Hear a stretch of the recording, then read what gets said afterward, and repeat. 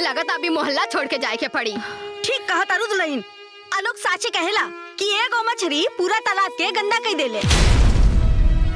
सब अरमान के महल अटारी अचके में ढह गइल। हो नैना के संग आंसू हमरो सब सपना बह गइल। सब अरमान के महल अटारी अचके में ढह गइल।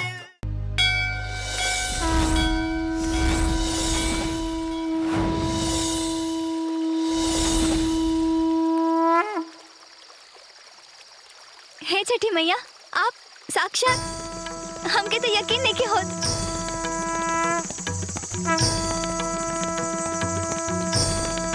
लक्ष्मी, हम तोरे भक्ति से बहुत ही खुश बानी। बतावा कावर चाहिए तो के? वरना मैया, हमके बस आप अपन आशीर्वाद दे दी। आपके आशीर्वाद हम सब पर हमेशा बनल रहे, बस। अरे लक्ष्मी, ये तो का बड़बड़ा तारू हो? केकरा से बतियाओ तारू? अरे भाऊजी, सामने छठी मैया खड़ा बानी, हाथ जोड़ी हाथ। छठी मैया?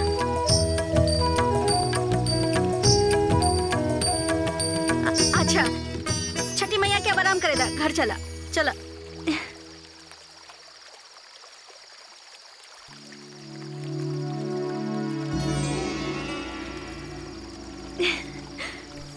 चला लक्ष्मी, चला चला। जय छठी मैया। अरे बिटिया, तहार नाम का है? लक्ष्मी। लक्ष्मी, आहा, बहुत अच्छा गावेलू। लागेला कि तोरा गला में साक्षात सरस्वती माता का वास हो। बस छठी मैया के आशीर्वाद बा। काहे ना।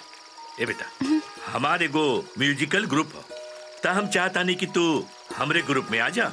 हम अपने कलाकारन के ना आगे बढ़े का बहुत मौका देला। हमरे यहाँ के कलाकार सब शोहरत दौलत पाकर बहुत आगे बढ़ गए बाड़न। तो हम तोरा के भी ना स्टेज शो करा के बहुत आगे बढ़ाई। आपके बहुत बहुत धन्यवाद, पर हमके स्टेज प्रोग्राम करे में दिलचस्पी नहीं थी। हाँ, तो कोनो बात नहीं। जब कभी दिलचस्पी बन जाए तो हमारे ऑफिस में एक बार आ जाए, ठीक है ना? खुश रह।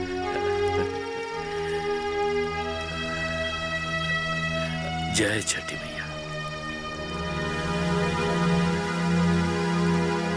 अच्छा, एक बात बतावा, ये लड़की के है? लक्ष्मी। अच्छा, इस रोगेसी खातिर तैयार हो जाई हैं? ना ना ना।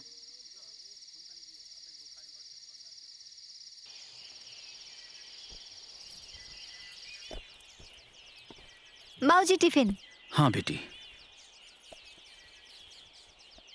बेटी, तू गाना तो सचमुच बहुत बढ़िया गावेलू। काल घाटे पे तहार आवाज के बहुत तारीफ होत रहा। सचमुच तोहार कंठ में सरस्वती माई के वास बा।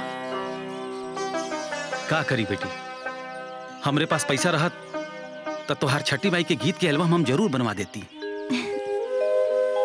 सुनिए छपरा वाली चाची, रामदयाल चाचा अपने बेटी की एल्बम बनवाई है। अरे बनारस वाली दुल्हन, ना 9 मन गेहूं होई और ना राधा गौने जई है, तू देखत रहा। ठीक बा बेटी। संभाल के सुनी जी, राशन खत्म होके वाला बा, हो सके तो आजे भरवा दे।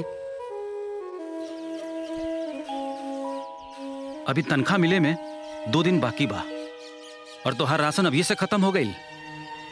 ठीक बा, देखा तनी। संभाल के जी। हाँ बाबूजी। हाँ बेटी। चलो। हाँ। आंटी में ना ढेला बा, बबुनी देखे जाइए मेला। ला बन गई एल्बम, देख ला। अरे बिना खाना खाइले कहाँ चल देला? अरे दीदी, वो बीएड के फॉर्म निकला बना हुए भरे जाता नहीं है। दोपहर ले आज हम दोपहर ले लौटाए। तोरा जहाँ जाए के बाद जा, पहले खाना खा लो। माँ तू खाना लेके आओ। अरे देरी होता, हमरा जाए देना। चुपचाप बैठो, चलो लेट वेट ना होए। बैठो। का माँ जल्दी लेके आवा। और पढ़ाई कैसे चल रहा बा? बस अब फॉर्म भरब जाके, ओकरा बाद देखल जाए कि का होता। इला। अच्छा तो करेली बनल बा, यही से भाई सब जल्दी में रहे। करेली से तो एकर बचपने से बैर बा। वाह। बिना खाना खैले घर से ना निकलल जाला, ना तो दिन भर खाना के दर्शन ना होला। अच्छा दो वैसे एक बात बा, दीदी के हाथ लगते करेलो मीठ हो गई। तो माई तो पराठा बनावे लिया, रोटी के स्वाद आवेला। अच्छा बेटा, तोहार दुल्हन आई ना तो हमहू देखब कि हमके कितना 56 भोग खियावतिया। पानी पी लिहा। किसी आगे लो तो के माई की चिड़ा में बहुत मजा आवेला का? अब तो ऐसी बोलनी है। ला अपन काम मन लगा के करा। हेलो, हाँ सांझी को आ जाए। हाँ साहब, हम आपसे कुछ कहल चाहत बानी। कहा कि मुहूर्त निकालब तो कहा बा। वो मालिक पैसा खत्म हो गइल बा, थोड़ा एडवांस चाहिए। रामदयाल, तोहारी हर बार के नाटक बा। ए महीना में तोहार तनख्वाह से ज्यादा एडवांस हो गइल बा, अब कुछ ना मिली। तो मालिक थोड़ा तनख्वाह ही बढ़ा दी। इतना तनख्वाह में घर चलावल मुश्किल हो गइल बा। और हमरा के तोहरा झेलल मुश्किल हो गइल बा। हमरे पापा की वजह से तोहे झेल रहल बानी, ना अबले कबले मुक्ति पा गइल होती। काम के न काज के, दुश्मन अनाज के। जा काम करा जा। हेलो,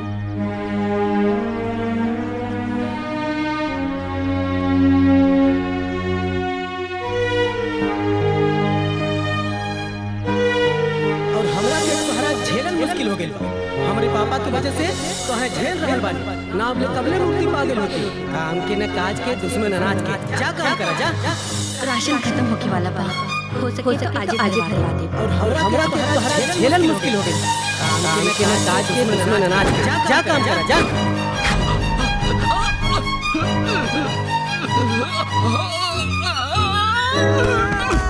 दिखाओ चाचा गिर गए। चलो चलो उठाओ, चलो चलो चलो उठाओ उठाओ, ले चलो चलो, चक्कर आ गया। हेलो रामदयाल के हार्ट अटैक आ गइल बा, हॉस्पिटल में बाणे, जाके भेंट कर लो लोगिन। माई, माई का भइल? चल हमरा साथे। अरे अरे बता तो।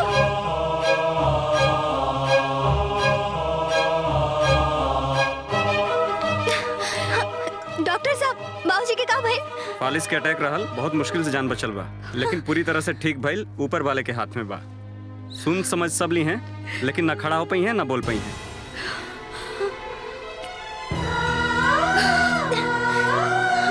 बाबूजी,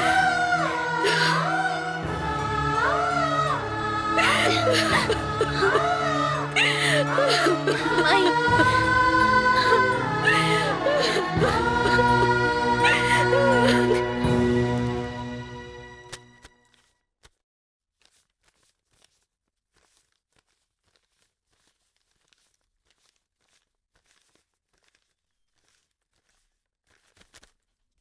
गिन ला। ठीक बा, प्रणाम।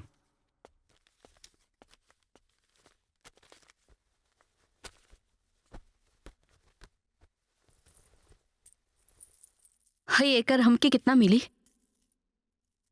देख के बताओ तनी।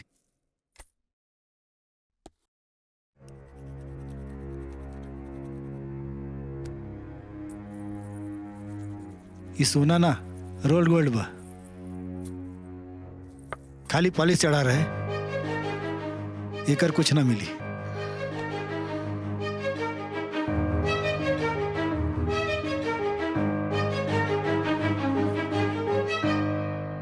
हे छठी मैया, आप तो हमरा भक्ति से प्रसन्न रहली ना, फिर हमरा बाबूजी के साथ ऐसे काहे भइल? लक्ष्मी, विधि के विधान कबहू ना बदलेला। हर प्राणी के आपन सुख दुख भोग ही के पड़ेला। श्री राम जी भी भगवान रहले, फिर भी खुद के वनवास से ना बचा पौले। पुत्री, तू दुखी मत होखा, समय के साथ साथ सब कुछ सही हो जाए।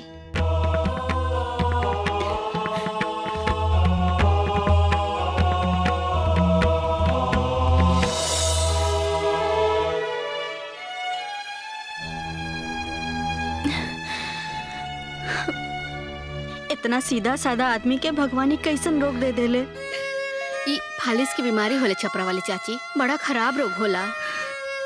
हमार तो किस्मत ये फूट गई बहन, कुछ समझ में नहीं के आवत कि अब का होई। जौन होके के रहे तो हो गई जानकी दीदी, रउआ चिंता मत करी, बस भगवान पे भरोसा करी और पति की सेवा करी।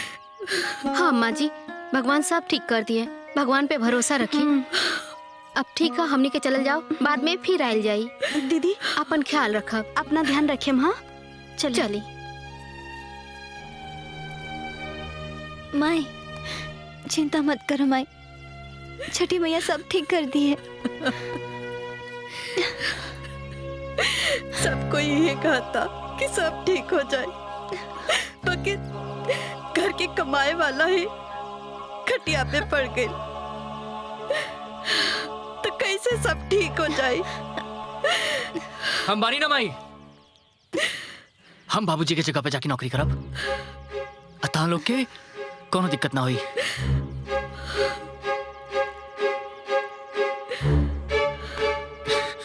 खबरदार दोबारा ऐसा बोल रहा था, थप्पड़ खाई बा। बाबूजी हमार पढ़ाई छुड़ा के तोहरा के IAS PCS के तैयारी करा रहल बाड़े। तोहरा के आज के बाद से पढ़ाई पे ध्यान देवे के बा, बस और कुछ ना। खाली पढ़ाई करी, काम ना करी। अरे ते घर के खर्चा कैसे चली, बाबूजी के इलाज कैसे हुई? पहले ही हमने की सिचुएशन कुछ ठीक नहीं के, ऊपर से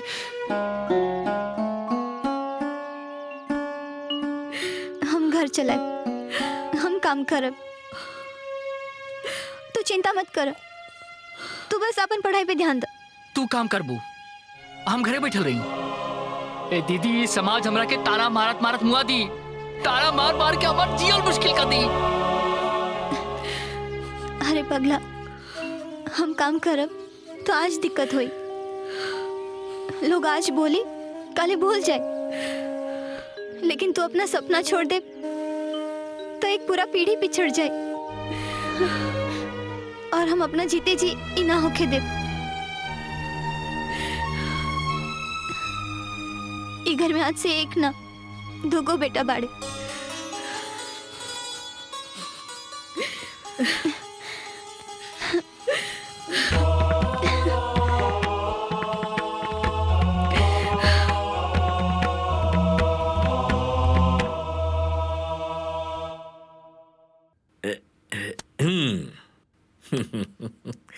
वेरी गुड लक्ष्मी, बुरा वक्त में ना बहुत अच्छा फैसला ले लो तू। ला ये पर साइन कर दे, साइन कर दे। हाँ देखा, अब हमनी के बीच में एग्रीमेंट हो गई। जौन भी प्रोग्राम हम तोरा के दिलाई, उसे जौन भी पैसा तोके मिली, उनमें से हमनी का 50-50, मतलब आधा आधा।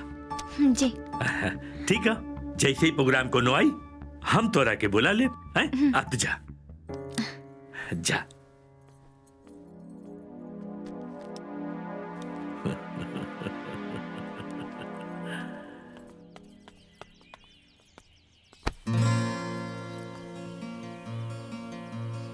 सॉरी। ज्यादा स्मार्ट मत बना, तोरा जैसे लड़का के हम खूब पहचाने नहीं।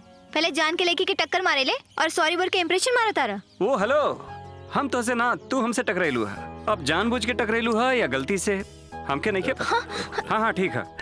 अरे लक्ष्मी, ये हमार बेटा बाड़े, काशी शहर में रह के पढ़ाई करे ले। ए बेटा, ये लक्ष्मी बाड़ी बहुत अच्छा भक्ति गीत गावेली। अच्छा। और आज से ना अपने ग्रुप खातिर गई हैं। अच्छा नमस्ते। जा लक्ष्मी जा।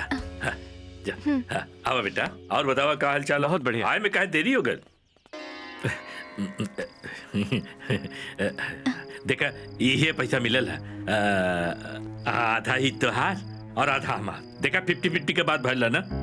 एक काम करा, तू बाहर इंतजार करा, हम आवत है। प्रोग्राम बहुत बढ़िया भल। हाँ हाँ, तबीयत खुश हो गल। चला हम आवत है। सुना सेठ, हाँ लड़की की आवाज में तो जादू बा। हाँ, अगर ये भक्ति गीत के अलावा कॉमर्शियल मतलब चालू गीत में नाच गाना शुरू कर दी ना, तो स्टेज पे वो आग लागी कि नोट की बारिश भी ठंडा ना कर पाई। सेठ जी, लड़की बड़ी संस्कारी पिया, ये सब न करी। अरे बात करा, बात कैला में का जाला। अरे नोट में इतना ताकत होला कि कार ही ना संस्कार भी बदल जाला। ठीक हो, हम कोशिश करब। हम इंतजार करम, बताई हमरा के, ठीक बा? जरूर बताई।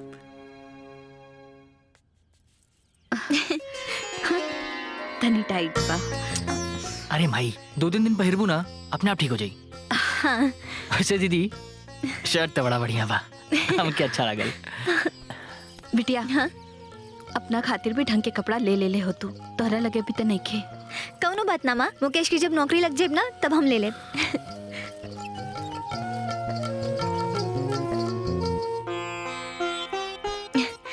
बाबूजी, रवा की लेटे लेटे तकलीफ होला ना, यही से हम रवा खातिर व्हीलचेयर लेके आए नहीं, अब आराम से घुमाई।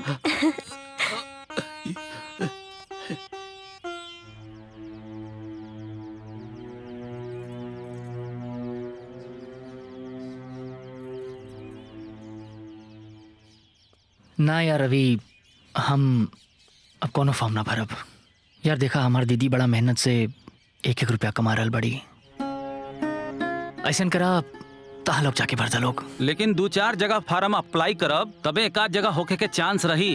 मुकेश, आजकल कंपटीशन पास करल टेढ़ा खीर बा। देखा तहार बात सही बा रवि, लेकिन अब देख हम खाली अपना स्टेट के फॉर्म भरब काहे से कि अब 4 जगह के फॉर्म भरे में बहुत ज्यादा खर्चा हो रहल बा। हम अब दीदी पे ढेर खर्चा डालल नहीं चाहत।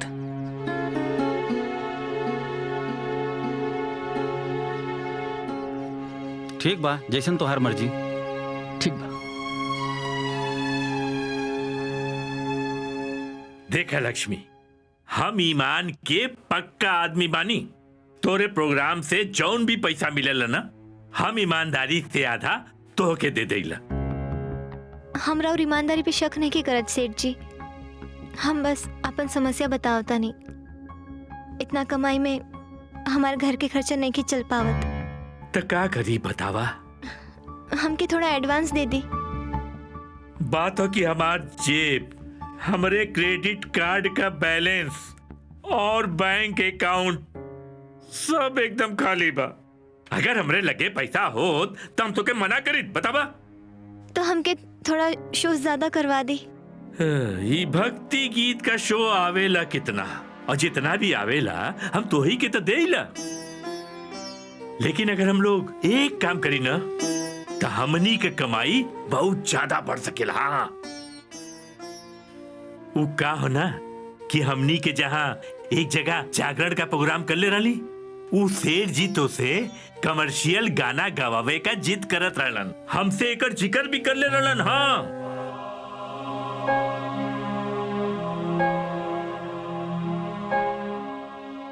वो और कोई हुई जो पैसा खातिर अपन संस्कार बदलत हुई। हमरा से ये उम्मीद मत रखी सेठ जी। बिल्कुल बिल्कुल, यही बात हम सेठ जी के कहली कि लक्ष्मी ऐसा लड़की नहीं है, वही सब काम ना करी, बिल्कुल ना करी। लेकिन लक्ष्मी बिटिया, बेटा ये सब काम तू न करबू तो केहू और करी। काहे कि और लोगन के खातिर स्टेज पर नाचे से बुरा घर पर पड़ल ठंडा चूल्हा का आग होला। हमके थोड़ा वक्त दी सेठ जी, हम सोच के बताए। हाँ ठीक है, वक्त ला, बिल्कुल ला। जा जा जा जा, सोच ला सोच ला।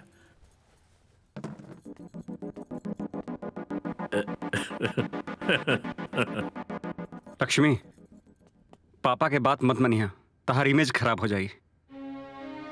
ये गांव में कितना इज्जत बा हमके मालूम बा। स्टेज पे नाच गाना तो के शोभा ना दी। पर नाच गाना में का दिक्कत बा? नाच गाना में कोनो प्रॉब्लम ना है, के कहलस की प्रॉब्लम है। लेकिन जगह जगह का बात होला लक्ष्मी, ये गांव के लोग तो के अच्छा ना समझी, और सच कहीं तो हमके भी अच्छा ना लगी। काहे? तो के अच्छा काहे ना लगी? पता ना, बस अच्छा ना लगी। हम पापा के समझा दे, वो तो के दोबारा ऐसा ऑफर कबो ना दी है, और तो के एडवांस भी मिल जाई।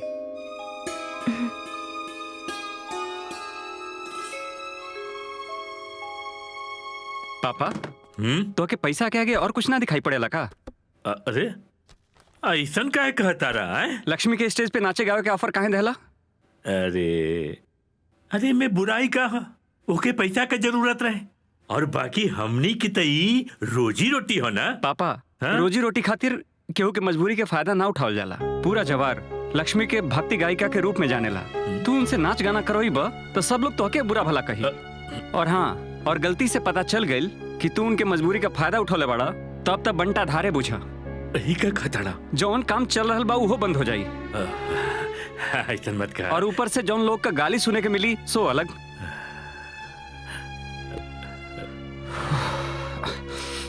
और हाँ, हमरा खातिर जे रिश्ता आवेला ना उहो बंद हो जाई। दहेज में एगो चवनियो ना मिली और कोनो अकटेण बकटेण लड़की मिल गई तो दुनिया भर का एहसान जताई ऊ अलग। अरे बाप रे बाप, बुझाता ना? एकदम बुझा गल बेटा, एकदम बुझा गल। हम ही सब क्या करे जात रही? पूरा 10 लाख के नुकसान कैंसिल। लक्ष्मी के नाच गाना का प्रोग्राम कैंसिल। कैंसिल? अरे नाना, कैंसिल कैसे? तो लक्ष्मी की जरूरत पूरा कैसे हुई? तो ओकर का हिस्सा बढ़ाई बा? ना ना ना ना ना ना, हिस्सा विस्सा बिल्कुल ना बढ़ाई। हाँ, एक काम करते, ओके कुछ एडवांस दे दे और बाद में धीरे धीरे धीरे धीरे काट ले, ठीक है ना? हाँ हाँ पापा, हाँ ठीक बा। ये हमार लड़का होके हमरे थाली में।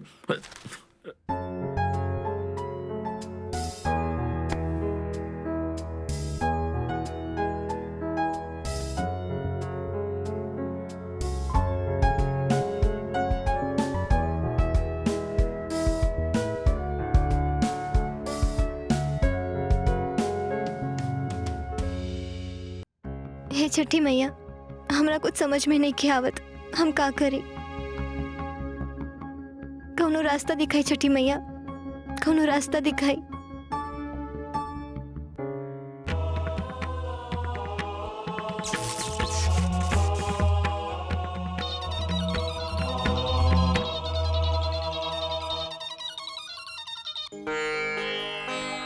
हाँ सेठ जी।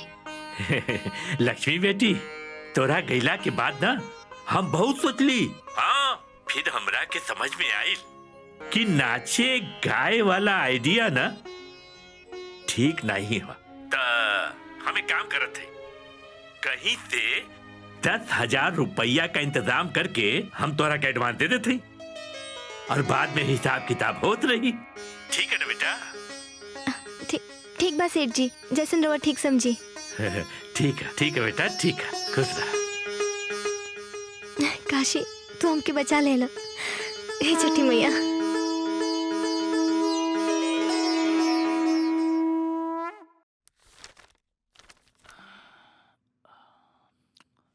इला चाय। अरे तो सुतल नहीं को दीदी अभी ले? तोहरा सपना से हम सबके सपना जुड़ल बा, तो हमके नींद कैसे आई? पता बा दीदी, कभी कभी हमरा लागेला कि हम पिछला जन्म में ना जरूर कोनो पुण्य कैले हो कब। तारा नियन दीदी मिलल। चल पगला। अच्छा सुनो, कल राखी बा, कहीं जाइए मत। 9 बजे राखी बांधे के शुभ मुहूर्त बा। हाँ, इला चाय पिया। लक्ष्मी तो अकेले पूरा घरवार संभाल ले बिया। अरे जवान लड़की जब घर से बाहर निकले लागल नू तो एगो घर ना 10 गो संभाल ले। अरे नहीं भौजी, लक्ष्मी मान के खूब पक्का बिया। अरे देखम नू, अरे नाचे गाए वाली लड़की के का ईमान और का धर्म। अरे तू तो घाट घाट के पानी पी ले बाड़ू। अरे चलो हो, जाता नहीं 10 गो काम बा।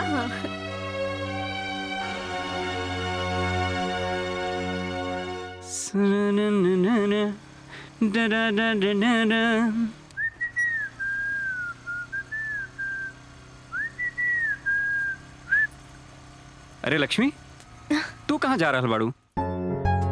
ओ बच्चा लोग के कोचिंग में पढ़ावे के बात के लिए बानी, हमके थोड़ी कमाई बढ़ावे की पड़ी। वैसे काल खातिर तोहर बहुत बहुत शुक्रिया। अरे एमे शुक्रिया का बात बा? वैसे हम तो उसे कुछ कहल चाहता नहीं।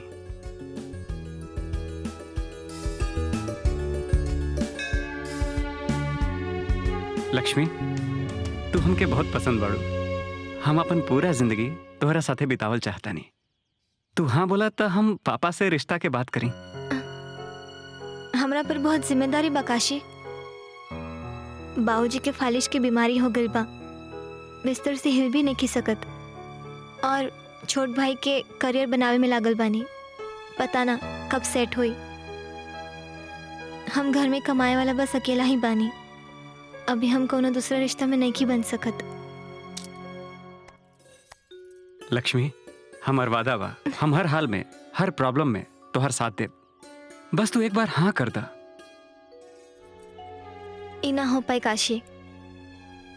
हम दो रास्ते में नहीं की बटे के चाहत।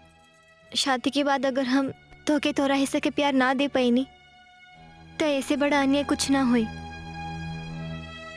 और हम नहीं की चाहत कि हमार जीवन साथी हमारा वजह से तकलीफ में रहे। हम बर्दाश्त ना कर पाए। हम चलता नहीं। लक्ष्मी, हम तोहर इंतजार करब। ये इंतजार के कोनो सीमा नहीं के काशी। भूल जा हमके।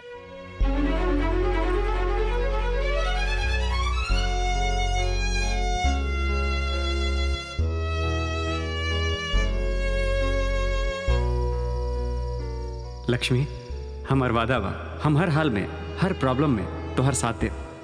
बस तू एक बार हाँ कर दा।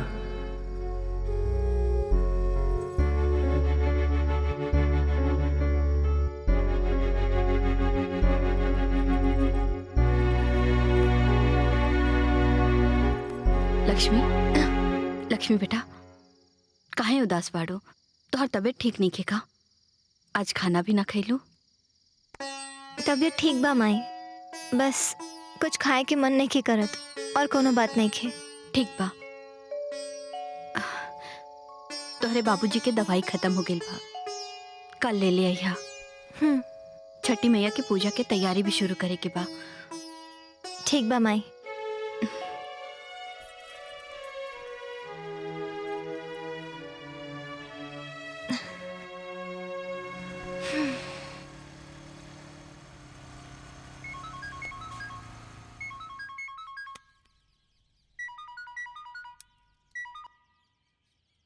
हेलो काशी।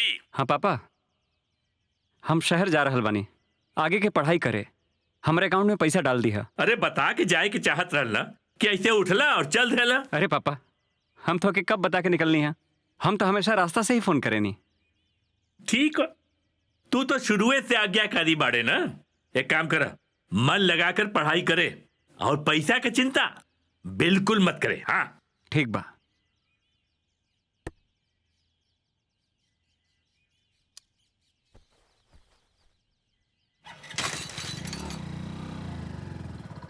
सयाजन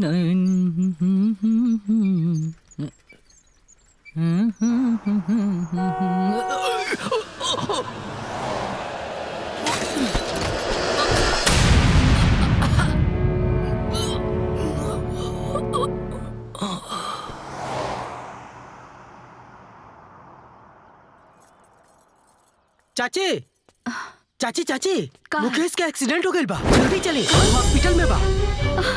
लक्ष्मी,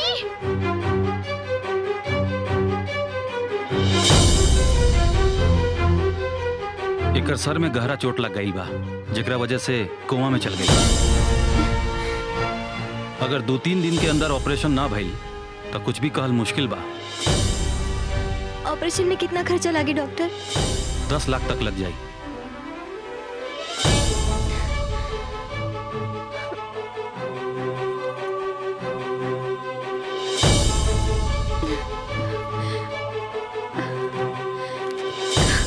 बेटा, हाँ का भइल?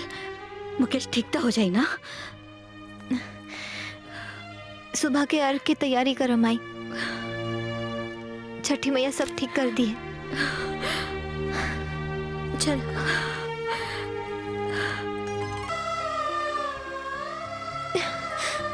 हे छठी मैया, विधि के विधान में सारा तकलीफ हमरे हिस्से में लिखल बाका। पहले बाबूजी और अब हमार भाई।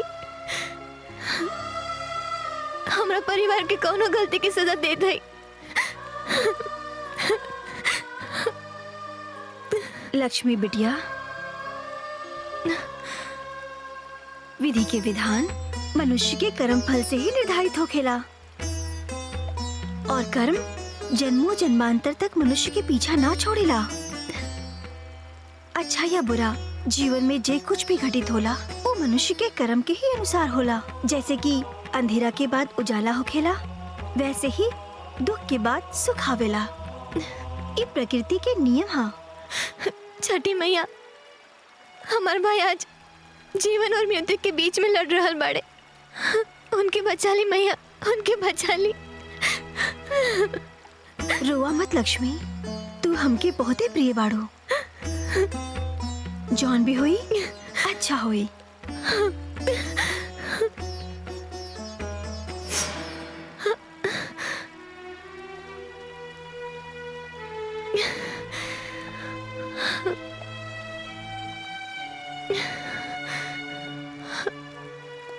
जय छठी मैया।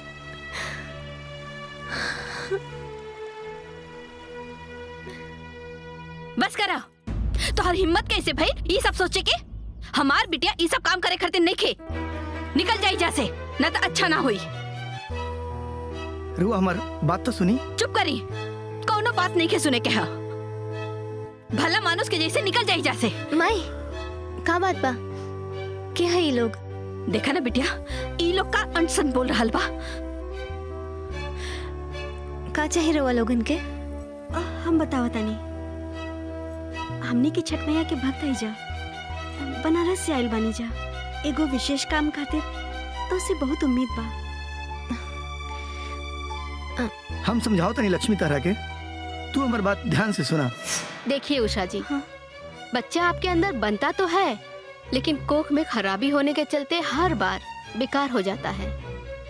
अब सिर्फ एक ही तरीका है जिससे आपके घर आंगन में किलकारियां गूंज सकती हैं, और वो तरीका सेरोगेसी का है। सेरोगेसी? सेरोगेसी में अंश आप दोनों का होगा, मतलब बच्चा आप दोनों का ही होगा, लेकिन ये किसी दूसरी औरत की कोख में बड़ा होगा और जन्म भी वही औरत देगी। ये कैसे संभव हुई डॉक्टर साहब? इसके लिए आपको एक स्वस्थ महिला या लड़की को तैयार करना होगा जो आपके बच्चे को अपनी कोख से जन्म दे सके। उसके लिए प्रॉपर एग्रीमेंट करके आप ऐसा कर सकते हैं। अभी किराए की कोख लेना बहुत आसान हो गया है और ये काफी सक्सेस भी है। ई गांव में हमारे उषा के दूर की रिश्तेदारी बा, और पिछला साल छठ माई के आशीर्वाद लेवे खातिर हमनी के आयल रही जा, तभी तहरा पर हमनी की नजर पड़ल, और फिर तू हम दोनों के बहुत पसंद आयल रहो। लेकिन पूछताछ से पता चलल कि तू सरोगेसी खातिर तैयार ना हो सकेलू।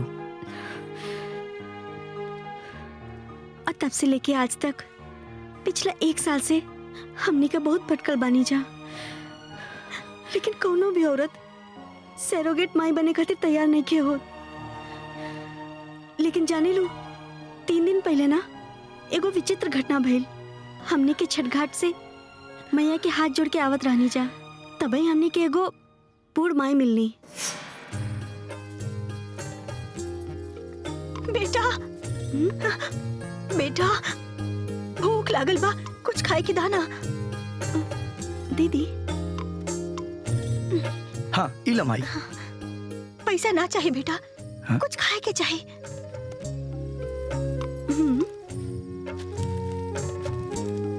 हाँ माई इला।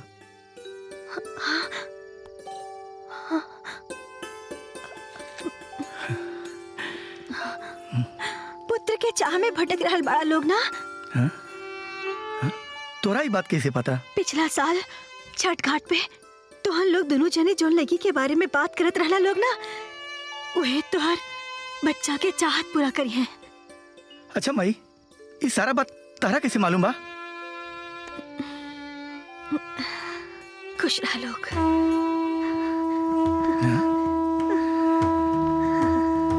कमाल बा।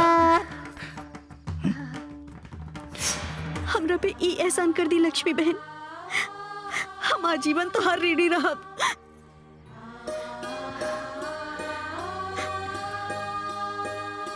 ई काम के तो कोनो कीमत ना हो सकेला, लेकिन फिर भी हमरा तरफ से ई 10 लाख के भेंट स्वीकार करा।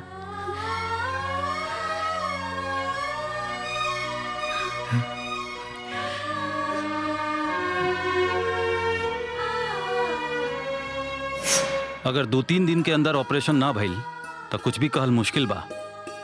ऑपरेशन में कितना खर्चा लगे डॉक्टर? 10 लाख तक लग जाए।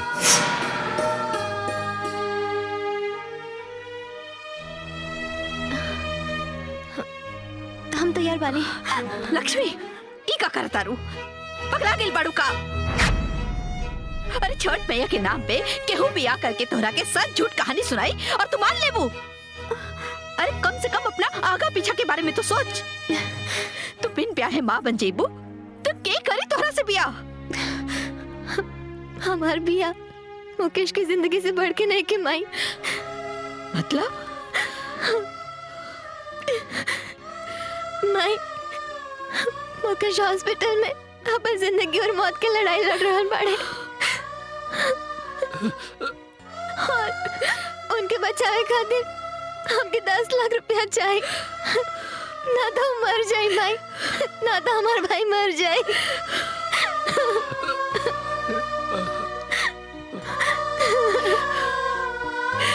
का कहता है बेटा?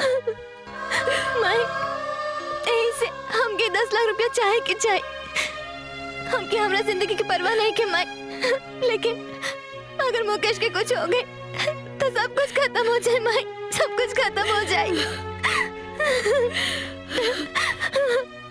लक्ष्मी तू सच में लक्ष्मी बाड़ू बेटा।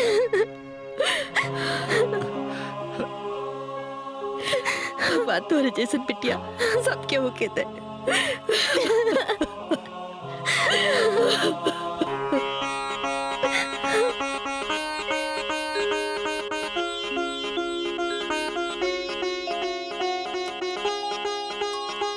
अभी खतरा से बाहर बाड़े, 2 दिन बाद घर ले जा सकेली।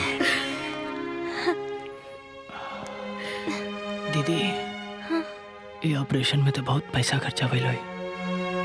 इतना पैसा तालो के पास आइल कहाँ से?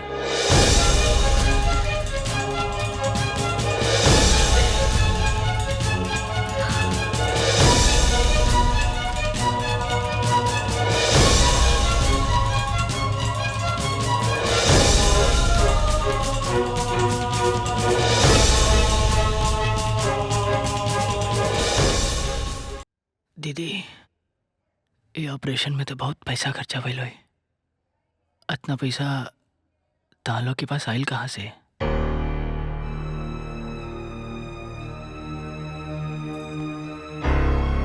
तोहरे इलाज के पूरा खर्चा एगो एनजीओ उठैले बा।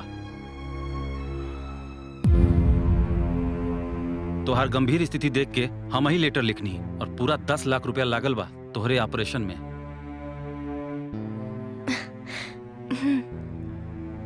तू अभी आराम करा।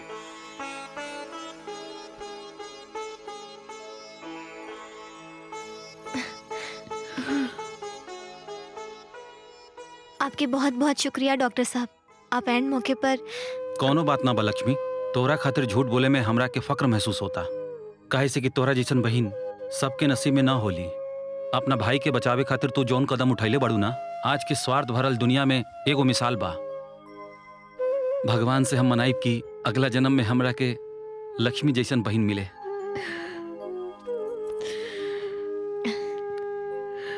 अच्छा डॉक्टर साहब, कोनो बात नहीं के। चलो।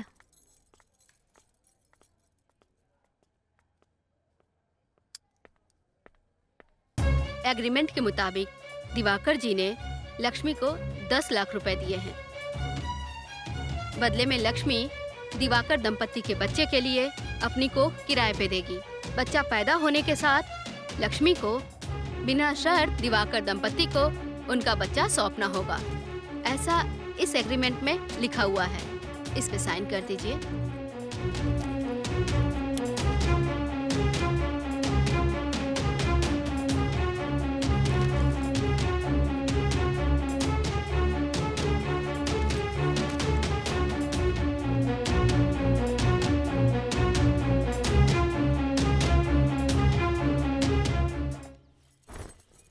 अरे सुनो था छपरा वाली भौजी, वो लक्ष्मीनिया 10 लाख रुपया इकट्ठा कर ले बिया। लागत है ना इनकर घरवा में नोट के पेड़ लागल बा। हाँ हो बनारस वाली दुल्हन। अरे वो तो 10 लाख के ऐसन बतियावत है जैसे 10,000 होखे। लगा था ना लक्ष्मी ने कोनो बहुत बड़ा हाथ मर ले बिया। हाँ उहे तो सोची कि आखिर इतना रुपया उनके घरे आयल कहाँ से। छोड़ी जाए दी, हमनी के का जी जैसन बोई वैसने काटी, ठीक ना? ठीक है चला कहता जादा, रहो। हम हाँ, चलते चला। हैं। हाँ ठीक है। अरे ओकनी के पैसा से हमरा का काम भाओ।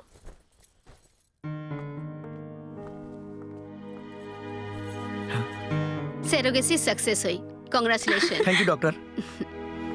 लक्ष्मी अब तू शहर में शिफ्ट कर जा और हम सारा इंतजाम मुझे करा देते नहीं। ये सही कहा तारा लक्ष्मी, ढेर मत सोचा, काहे कि जब कुछ दिन में पेट दिखे लागी ना, समाज के सवाल के जवाब दिहल बहुत कठिन हो जाई। हम बाबूजी की छोड़ के ना जा पाए दीदी। बाबूजी की देखभाल के करी? मुकेश अपन पढ़ाई की तैयारी करी कि बाबूजी की देखभाल करी? और माई के ब्लड प्रेशर तो बाबूजी की 20 किस्म की दवाई देख के ही बढ़ जाला। हम ना जा पाए। हम तोहर जज्बात के कदर करता नहीं, लेकिन कभी कभी दिल के साथ साथ दिमाग से भी काम लेवे के पड़ेला। और समाज के का बा, समाज में 10 तरह से बात उठेला, और जब समाज कुछ बोलेला ना तब पूरा ये दिल दिमाग के ना झकझोर के रख देवेला।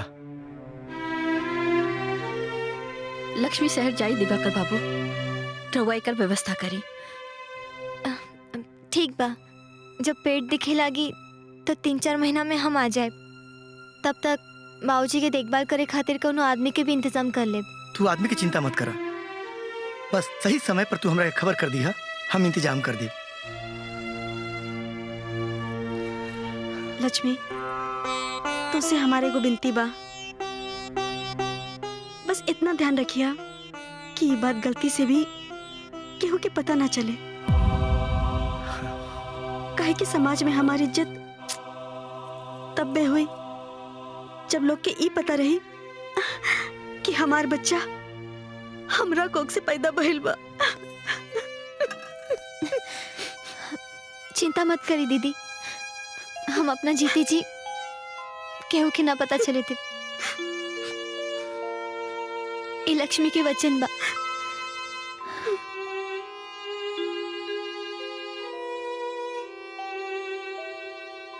जानकी जी, हमरा नजर में एगो बहुत बढ़िया लड़का बा। हमार मानी त रउआ लक्ष्मी के शादी लड़का से कर दी। ऐसन बढ़िया घर परिवार रउआ लोग के दोबारा न मिली, ई बात समझ ली।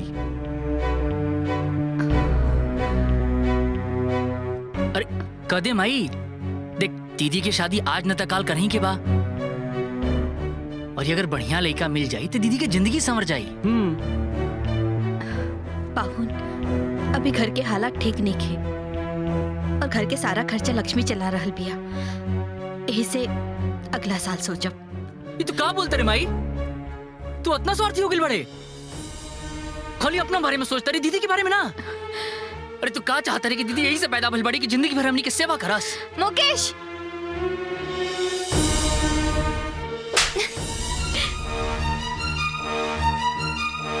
बच्चा की जरूरत कब का होला और का ना होला, ई माँ से बेहतर केहू ना समझ सकेला। और तुम्हारी हिम्मत कैसे भी माँ से बदतमीजी करे के? फूफा, जब तक ये पगला अपना पैरों पर खड़ा ना हो जाए, कुछ बन ना जाए, और ये घर और माई बाबूजी के संभाले वाली भाभी ना आ जाए, तब तक हम बिया ना करब। चाहे हम कुंवारी रह जाए चली, लेकिन हम बिया ना करब।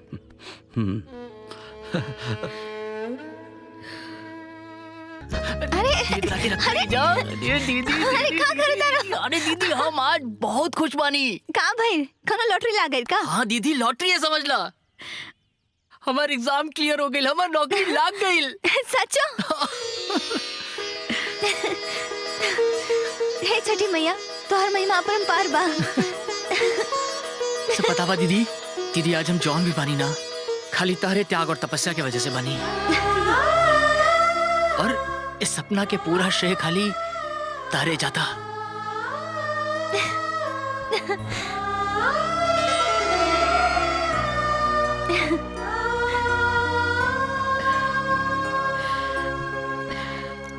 ओ बनारस वाली अरे चाची, हाँ? इली मिठाई। ये कौन खुशी में लक्ष्मी? मुकेश की नौकरी लग गई। छठी मैया हमारी विनती सुन लेनी। अरे फिर तो बहुत खुशी के बात है। हम जरूर खाए मिठाई। अरे चाची रवली, हमारे भाई की नौकरी लग गई। अरे ये तो बहुत खुशी की बात बा। चला लक्ष्मी, हम चला ताने। धराई बढ़िया से। अरे छपरा वाली भौजी, इली मिठाई। ये कौन खुशी में बटा कर हो? मुकेश की नौकरी लग गई। साचो का? ये तो बहुत खुशी के बात बा। हम कम से कम 5 गो लेब। अरे रे रे, पूरा गांव की बाटे के बा। कोनो बात ना, एगो अपने बबुआ खातिर ले लेता नहीं। हाँ ठीक बा। ये बबुआ खाई। ठीक बा, हम चले तानी। ठीक बा जा। ए बबुआ खातिर ले लेनी। हाँ रुकी, देके आवतनी। चाचा इली मिठाई। कौने खुशी में? हमारा भाई की नौकरी लग गई। बहुत बढ़िया।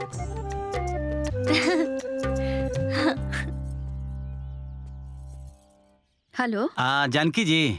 प्रणाम पाहुन। प्रणाम प्रणाम। का हाल चल बा? बढ़िया बा। जी जी।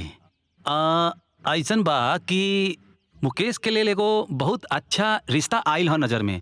लड़की के बाप जो बानू वो एक ठो बहुत बड़का अधिकारी बा। अगर रउआ लोग कहीं तो हम लेके आ जाई। हाँ आ जाती तो अच्छा रहत। आखिर लक्ष्मी भी तो यह चाहतिया। अच्छा पाहुन, वो लोग के लक्ष्मी के बाबूजी के बारे में बतैली है ना? अरे ओकर चिंता जानकी जी रउआ मत करी। अरे वो लोग के रउआ के सरकारी अधिकारी बेटा से रिश्ता जोड़े के बा। अब बाकी कोनो दिक्कत नहीं खे। ठीक बा। जी जी। तो हम 1-2 दिन में लेके आ जाता नहीं वो लोग के। हाँ पाहुन। अच्छा ठीक बा, प्रणाम। ठीक बा, प्रणाम।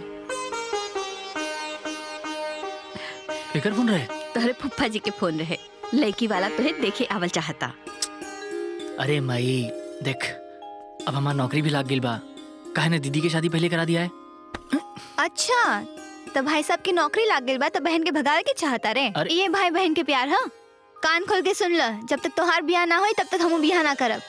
अरे लेकिन लोग का कही कि बड़ बहन के घर में होते हम शादी करल बानी। मुकेश, पहले तो ये घर में लक्ष्मी लेके आवा, और जब वो लक्ष्मी माई बाबूजी के ख्याल रखे लगी तभी लक्ष्मी यहाँ से जाई है। और रही बात लोग के, तो लोगन की चिंता ना हम पहले के लिए रही ना आगे करब। वैसे माई, इनका से जीतल एकदम असंभव बा। तो जब जाना तारा तो काहे जीत करे तारा? आगे की तैयारी करा, का पता बात बन जाओ। लड़की बहुत सुंदर बिया, पढ़ल लिखल भी बिया। ए मुकेश बेटा, तू एगो काम करा, फोटो देख ला। अगर तोहरा लड़की पसंद आवे ना तो बाद में जाके मिलियो लिया। ए लाई फोटो लाई ता।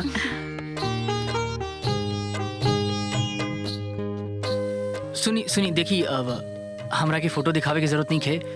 रवा सभी फोटो दीदी के दिखा दी कैसे कि लेकिन दीदी के पसंद आ जाई तो हमरो कोनो एतराज नहीं खे। इला दिखा दा।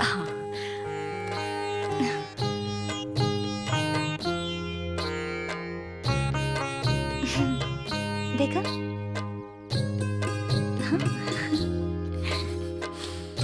बाबूजी अच्छा ना? हमके रिश्ता मंजूर बा। अरे तो लगले हाथ लेन देन के भी बात हो जाए।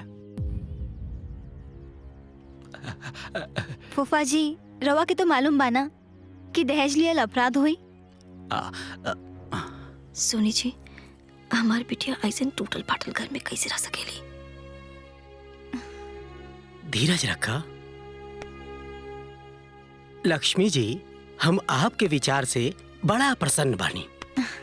हमके यकीन हो गयल कि आपके जैसन संस्कारी परिवार में हमार बेटी बड़ा खुश रही।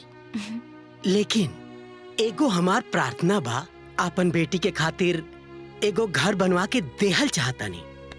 ई हमार बड़ा पुरान श्रद्धा बा।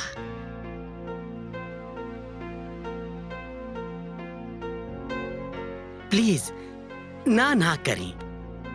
जबले शादी होई तबले घर बन के तैयार हो जाई, और शादी के साथ साथ गृह प्रवेश भी हो जाई।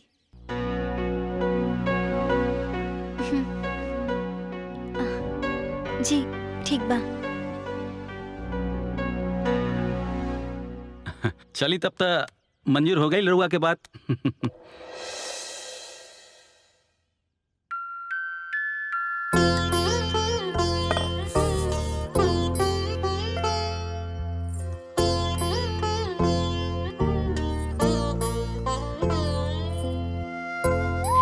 खुश रहा।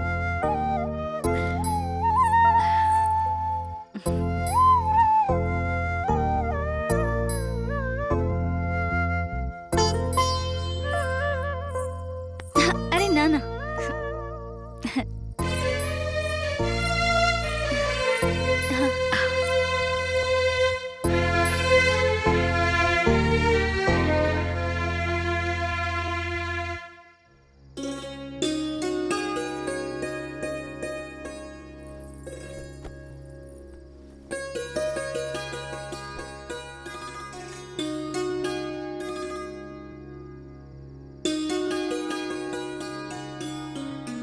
तो वाकई में बहुत खूबसूरत बाड़ू।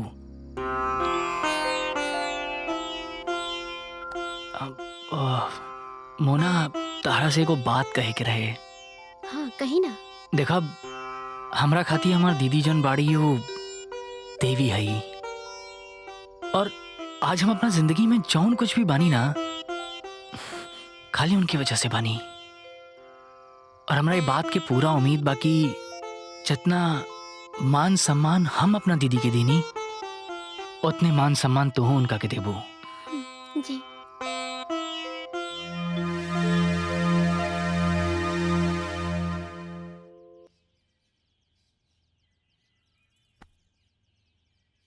हेलो, प्रणाम माँ। खुश रहा बेटा।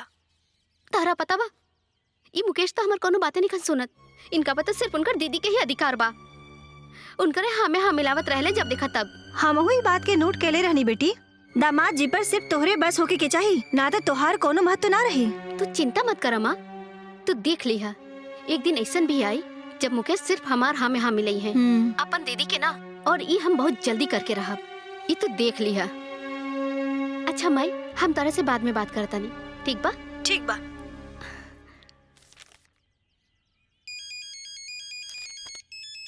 अरे लक्ष्मी, हेलो।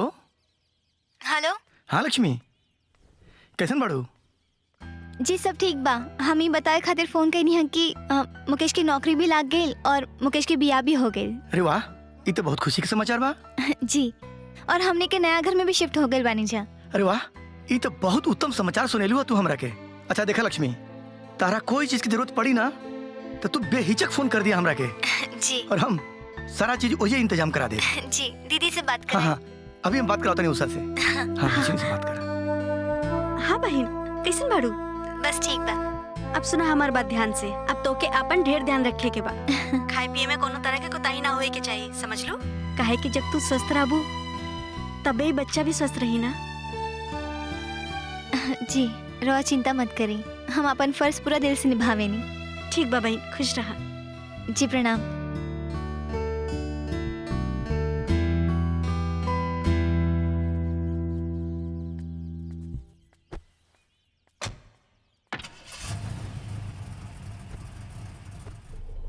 चले गए?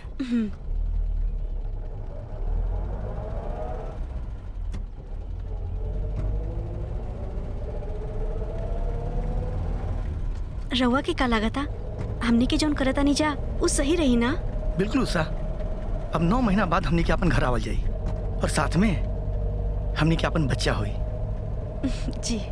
और माता रानी के आशीर्वाद रहल ना तो कोई के तनिक भी पता ना चली कि हमने के बच्चा ना है। जय छठ मैया।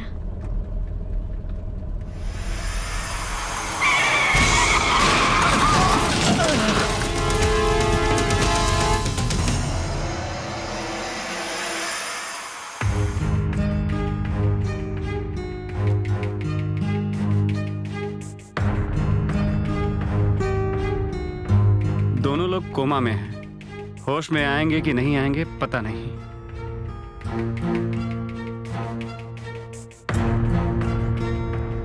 बस बस रोकी भैया। माई तू पैसा दो, हम भाभी के फोन करो। हाँ चला। मेरे हाथों में 9 चूड़िया है, जरा ठहरो सजन मजबूरी। हाँ दीदी। हेलो मोना भाभी, हमने की आए में थोड़ा देर हो जाए। रवा बाबूजी के दोपहर वाला दवाई खिला दी, एक व्हाइट वाला टैबलेट और एक रेड वाला टैबलेट। हाँ हाँ कहा है ना, ठीक बात दीदी। टैबलेट खिलाती है, माय फुट। टैबलेट खियावे से पहले हमारी वीडियो अपलोड कल जरूरी बा।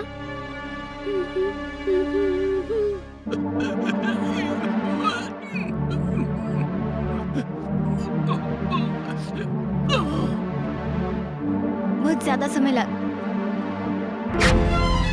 बाबूजी। बाबूजी लगा तो बाबूजी दवा लेके जल्दी लेके आओ। हम लेके आओ थे।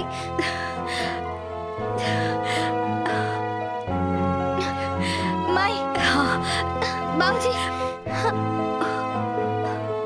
पानी पिलावा। आराम से। भाभी भाभी। हाँ दीदी। बाबूजी की दवाई ना खिलाऊलू। हाँ सॉरी दीदी, हम तो एकदम भुला गए रहनी। भुला गए लो का मतलब? तो के पता बना बाबूजी के टाइम पे दवा ना मिलल तो का हो सकेला? इनकी जान भी जा सकेला। तो इतना लापरवाह हो कब हमके ना मालूम रहे? वो दीदी ला।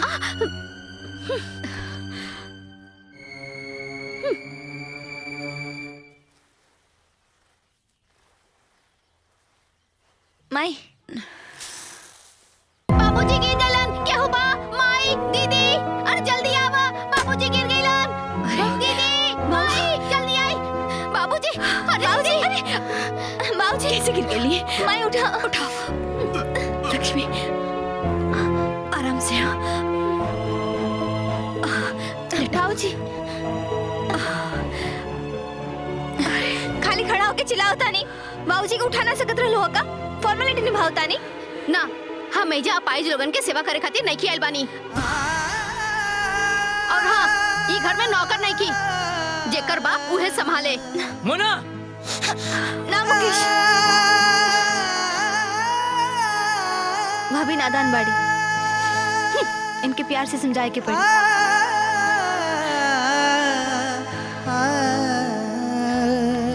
देखो भाभी, हमने के बहुत गरीब रहनी। बचपन से लेके आज तक हमने की बहुत मेहनत कही नहीं जा।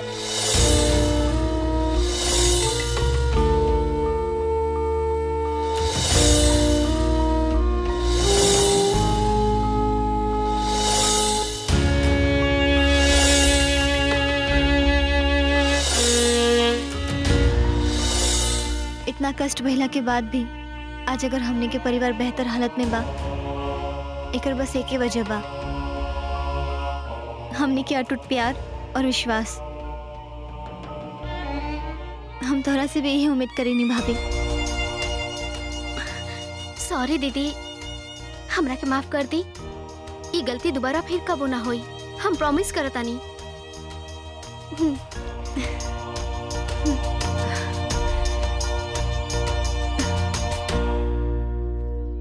बहुत अच्छा पकड़ बनौले बाड़ू लक्ष्मी। तहरा वजह से मुकेश आज हमरा पे हाथ उठावले। याद रखब, ये बात हम कबो ना भुलाइब। हमके तो बस एगो मौका के इंतजार बा, फिर हम तहके बताइब कि हम का चीज हैं। बतावा, जब पड़ोस में रहत रहनी तब 10 बार आवाजाही करत रहनी, अब एक बार मिले खातिर 10 बार सोचे के पड़ेला। का कहे बनारस वाली चाची, आजकल तो ये सब जीवन में लागले रहेला। तनी दुल्हनिया के बुलाई ना माँ जी, मुँह दिखाई हो जाए। हाँ हाँ कहे ना। दुल्हन, ए दुल्हन, बहरे आवा। हाँ माँ जी। देखा तो से मिले के आइल बा। ये बनारस वाली भौजी हैं, उ देवरिया वाली चाची। प्रणाम।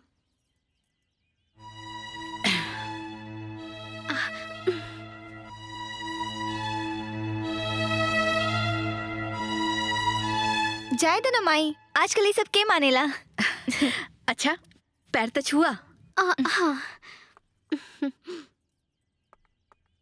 लक्ष्मी, तू चाय बना के ले आवा। हाँ। कैसन लागल? हाँ देख लेनी। बहुत सुंदर। अब हो गई ना मुझे दिखाई। दीदी का भाई? दीदी का भाई? राव तबीयत तो ठीक बा ना? हाँ सब ठीक बा।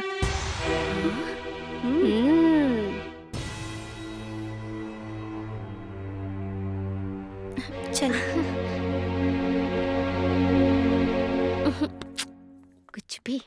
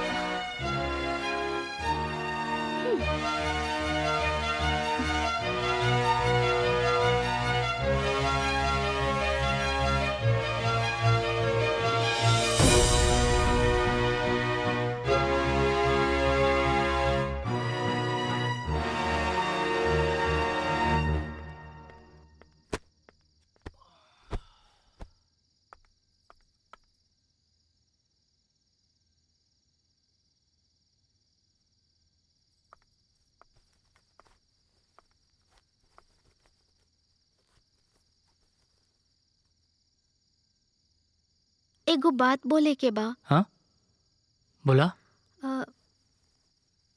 वो शायद लक्ष्मी दीदी पेट से बाड़ी।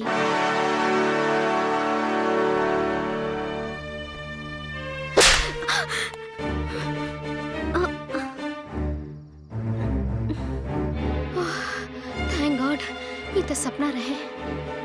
क्या हो गई? ना कुछ ना।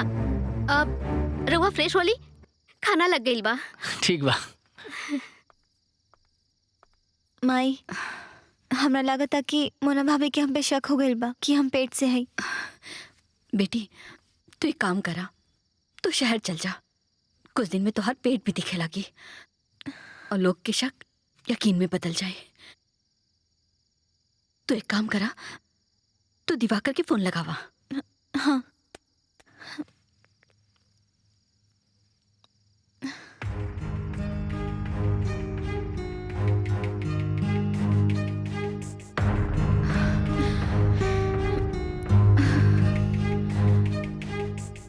माई स्विच ऑफ आ बता। अब का हुई? हमके तो चिंता हो रहा बा। माई, उनके एग्रीमेंट है, शायद उन्हें उनकर पता हो या दूसर कोनो नंबर।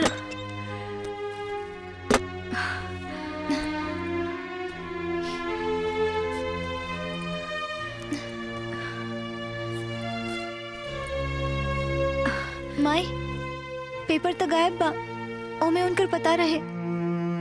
हे भगवान, अब का हुई? अब तो जौन छठी मैया चाहिए उहे होई।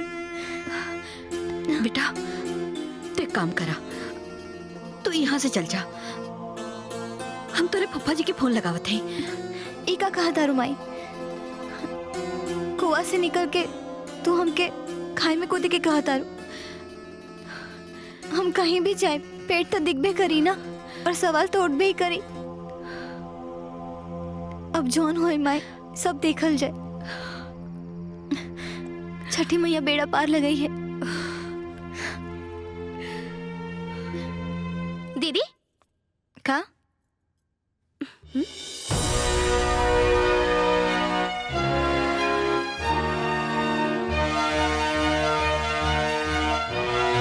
का भाई? कुछ ना।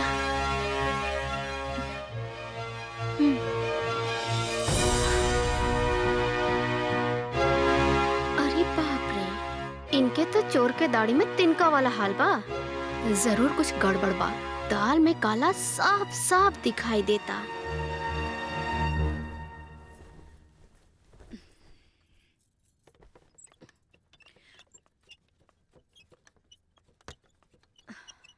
माई? हाँ,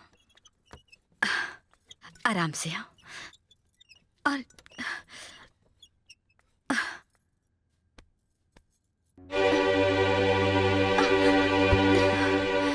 लक्ष्मी, कब बिल बेटा? कुछ ना माँ, थोड़ा सा चक्कर आ गए। हम डॉक्टर के बुलावता नहीं। ना माँ, डॉक्टर के मत बुलाओ।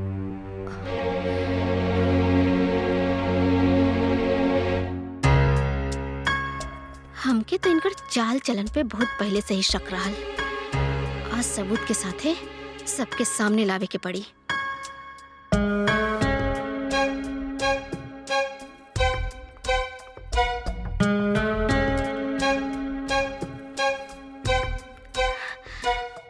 हाय पकड़ा। तारा नियन एम्प्लॉय की वजह से ही हमनी के डिपार्टमेंट बर्बाद हो रहा बा। अपन काम ईमानदारी से नहीं कर सकत। काहे नौकरी ज्वाइन के लिए बड़ा? छोड़ दो नौकरी के। चल निकले यहाँ से। हेलो हेलो, लक्ष्मी दीदी की तबीयत बहुत खराब हो गई बा। तू एक काम करा, जल्दी डॉक्टर के लेके घरे आ जा, कहीं दीदी के कुछ हो ना जाए। हाँ बस अभी हम आवते बनी। हाँ ठीक बा ठीक बा।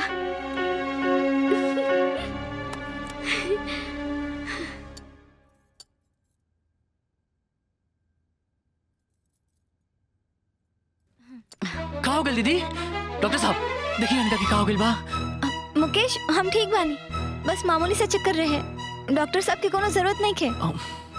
हाँ, डॉक्टर की कोनो जरूरत नहीं खे। बाकी तोहरा के कहला से डॉक्टर के बुलावे के? हम बोलौनी माई। अब दीदी के तकलीफ हमरा से तनिको ना देखल गई। मुकेश, डॉक्टर की जरूरत नहीं है, डॉक्टर आप जाइए। अरे नाना दीदी, बीमारी के कबो छोट ना समझल जाला, कबो कबो छोट बीमारी बड़ हो जाला। हम कहनी ना हम ठीक बानी। देखा दीदी, ऐसा मत कहा, मोना ठीक कहा तारी। हाँ। छोट मोट लापरवाही से भी ज्यादा नुकसान हो सकता। डॉक्टर साहब वो देखी ना दीदी के। पर मुकेश हम ठीक बानी। मुकेश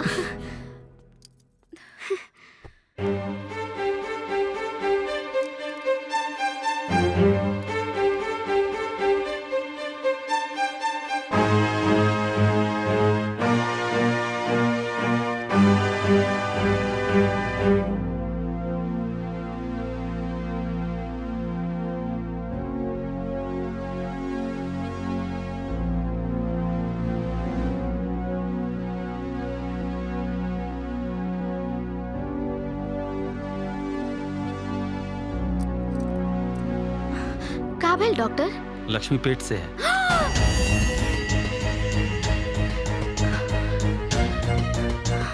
डॉक्टर तू क्या बोला तेरे, तोरा मालूम बा? हाँ मुकेश, हम जो कह रहे हैं वो सही है, ये गलत हो ही नहीं सकता है।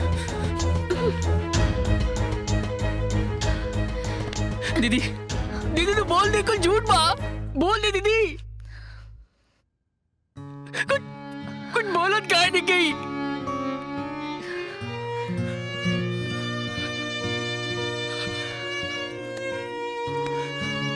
देख देख, तू हमरा के बताओ, हम तो शादी करवाई बोले कैसे? मैं कुछ बोलत काहे नहीं गई? माही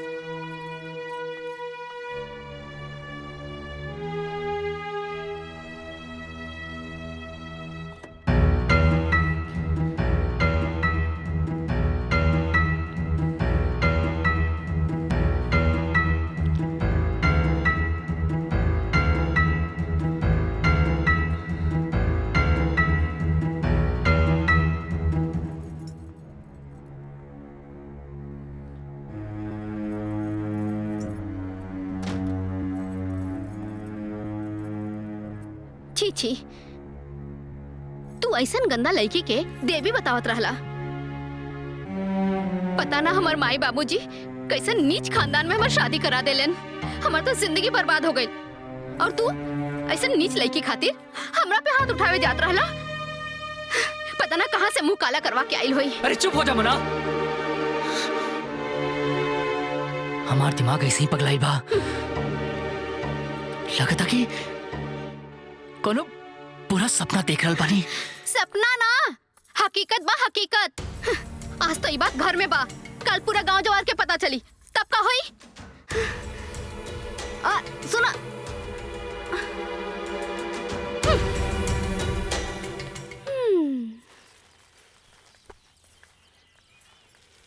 कहो।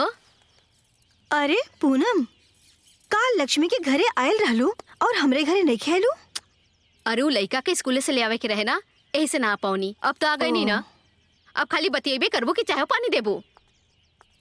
अरे मोना दुल्हन। हाँ जी चाची, यहाँ आवा। कैसन बाड़ू भाऊजी? ठीक बाड़ी।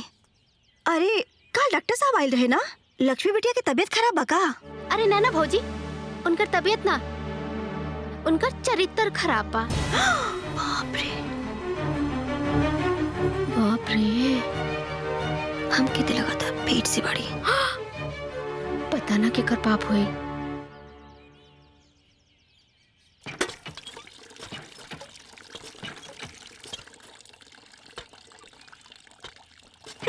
आजकल लोगन के पहचानल मुश्किल बा छपरा वाली भौजी। अच्छाई के मुखौटा के पीछे न जाने कितना कुकर्म छिपल बा। अरे घोर कलयुग आ गइल बा बनास वाली दुल्हन। अरे पाप तो मुड़ी पे चढ़ के नाचता। इसी के चक्कर में ये लोग कुछ भी कर सकेले। छोड़ा। तहार संस्कारी लक्ष्मी महाकुग संस्कारी निकलल। क्या बात करता रहा? सही कहा तानी, पेट से बिया, पेट से। का?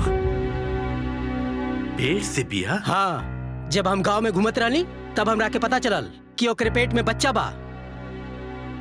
पूरा गांव वाला ताना मार रहल बाड़े और तू कहत रहला कि संस्कारी बाई ना नाची ना नाची। हैं? यह संस्कारी लड़की रहे? बात करता नहीं।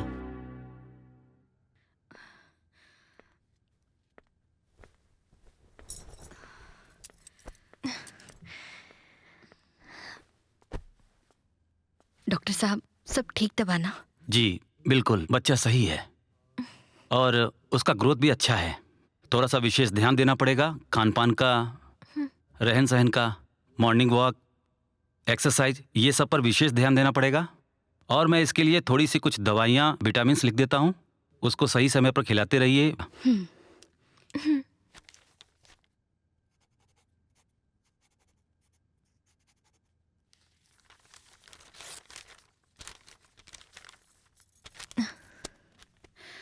चलो। जी प्रणाम। चल बेटा, कुछ खा पी ला, स्कूल के टाइम हो गई। चल।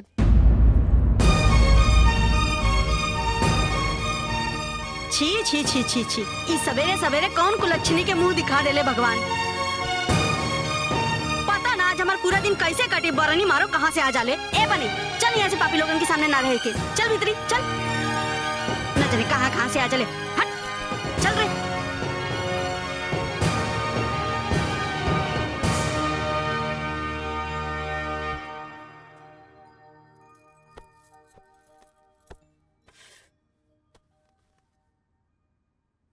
पूरा दुनिया मुंह पे थूक रहल बा, लेकिन भाई के तो कोनो फर्क नहीं के पड़त।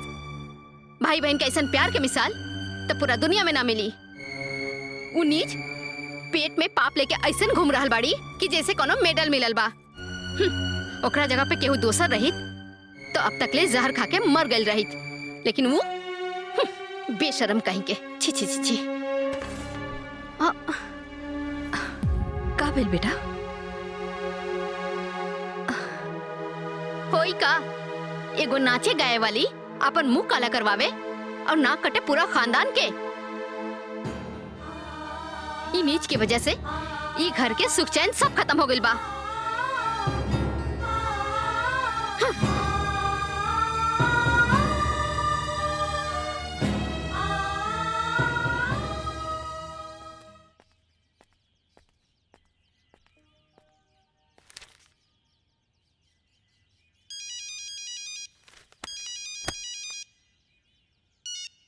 हाँ बाबूजी प्रणाम। खुश रहा बेटा मुकेश, का हाल बा? एकदम बढ़िया बा बाबूजी। जाता रहुआ बताई, आप और माई कैसे बनी जा? हमनी ठीक बानी जा। बेटा मुकेश, कुछ कहल चाहत बानी, ध्यान से सुनिहा। हाँ बोली ना। बेटा, इज्जत बनावे में जिंदगी गुजर जाला और बिगाड़े में 2 मिनट भी ना लगेला। हमार बात पे गौर कर, अपन घर पर ध्यान दो। प्रणाम बाबूजी। खुश रहा बेटा।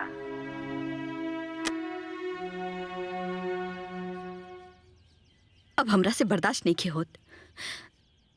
तू अपना आपके काहे सजा दे रहल बाड़ू? हम तो कबो सपना में भी ना सोच ले रहनी कि तोहरा त्याग के ई सिला मिली तोहरा के। हम जाता नहीं, सबके सब कुछ बतावे। माई, हम अपना आपके सजा नहीं खे देते। हम बस उषा दीदी के दिहल वचन निभावता नहीं और हमरा कोख में उनकर बच्चा पल रहल बा। ये बात केहू के पता ना चले के चाहे। अरे जब वचन लेवे वाला गायब बा तो केकरा खातिर वचन निभा रहल बाड़ू? आज गायब बा ना माई, लेकिन काले आ जाई तो का जवाब दे कि गायब रहला ए वजह से हम वचन भंग कर देनी। और ये मत भूलो माई कि आज मुकेश जिंदा बाड़ा तो बस वो लोग की वजह से।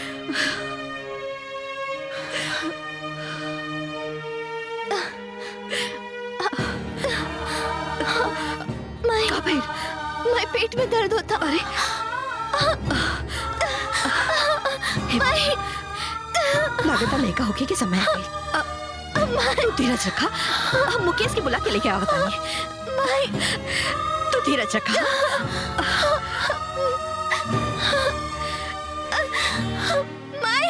मुकेश मुकेश बेटा, लक्ष्मी दर्द से तड़पतिया, लागता बच्चा होके वाला बा। चल अस्पताल लेके चल। रुका, हम भी पेट से बानी। अगर तू नीच के शक्ल देखबा तो हमार और हमार बच्चा के कबो शक्ल ना देख सकबा। ए दुल्हन, ऐसा जुल्म मत करा बेटा, हमार बिटिया मर जाए बेटा। चाहे दा हमार बला से काल मारे के बाद आजे मर जाए, कम से कम बदनामी से तो पीछा छूटी। मुकेश चल ना बाबू।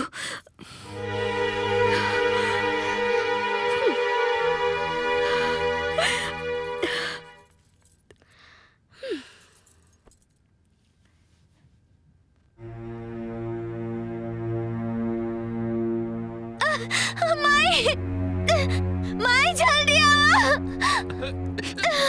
बेटा तनी हमार मदद कर दा, हमार बिटिया बहुत तकलीफ। अरे हमके तो पहले से ही लेट होता, जाए रहुआ के और के देख ली। माई हमारी जान निकल जाए। माई भैया भैया तनी हमार मदद कर दा। अरे चाची सुना दा, अरे तनी सा मदद कर दा।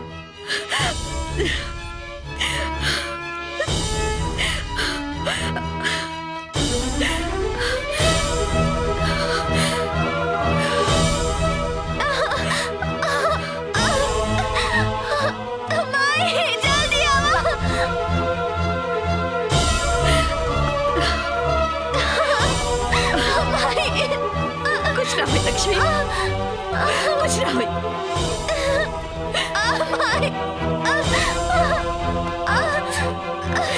सब ठीक हो जाए बेटा, सब ठीक हो जाए। छठी मैया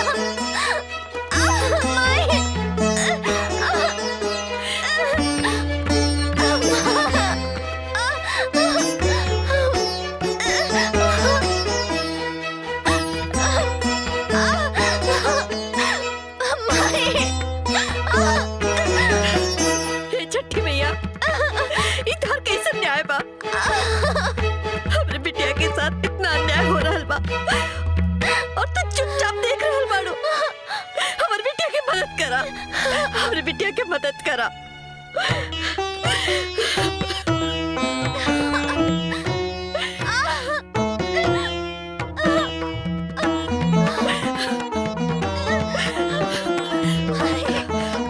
पर्दा खोलो।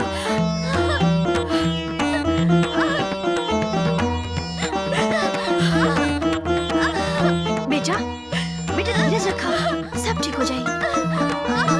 हाँ लक्ष्मी, सब ठीक हो जाए। धीरज रखा, सब ठीक हो जाए बेटा, धीरज से काम ला।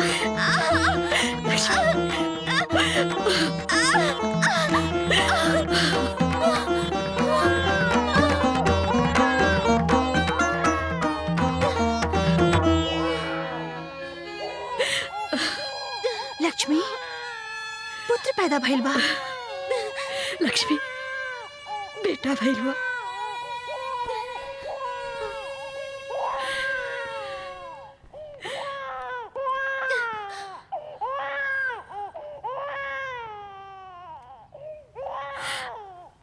इला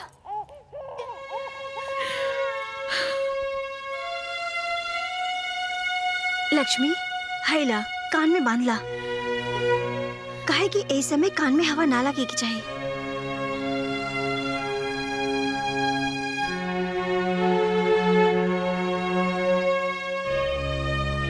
हम राव एहसान जिंदगी भर ना भुला पाए।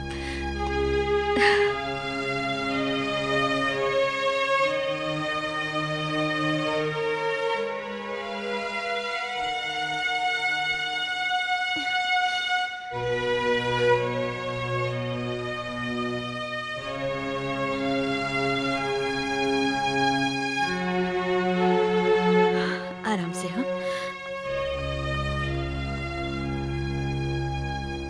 कान खोल के सुन ली, ये उल्टा पापी ये घर में तना रही। ऐसे मत कहा। ऐसे हालत में लक्ष्मी कहाँ जाए? कहाँ जाए? काहे? ओकरे लगे जाए जेकर पाप तू लोग ढो रहल बाड़ा। मोना ठीक कहा तारी। इस शरीफ लोगन के गांव घर बा, ऐसा लोगन से पता ना का असर पड़ी। ए चुप करी रहुआ। जानकी बहन फोड़ द बिटिया के मोह, नहीं ता छटा जेबू समाज से। सही बात बा।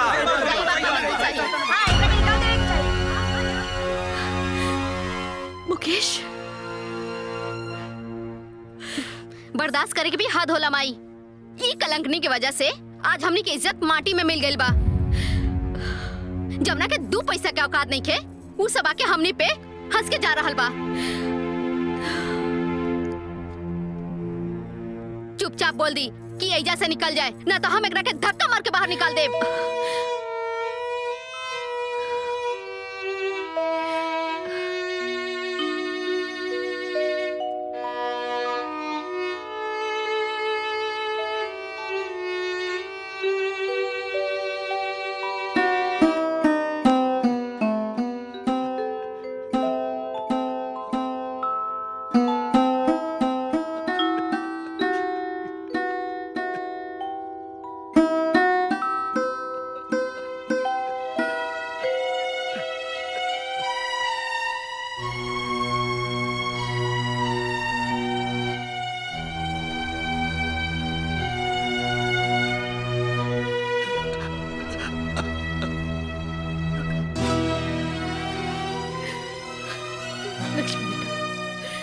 अकेले ना छिपो, हम तोहरे साथ चलब। हाँ हाँ, तू हो जा। ई घर में तार कोनो काम नहीं के, जा।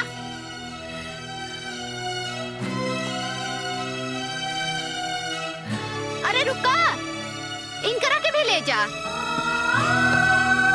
दिन रात गोड़ छोइया और खूब आशीर्वाद लिया। ये पाहिज के सेवा हमरा से ना होई, लेके जा।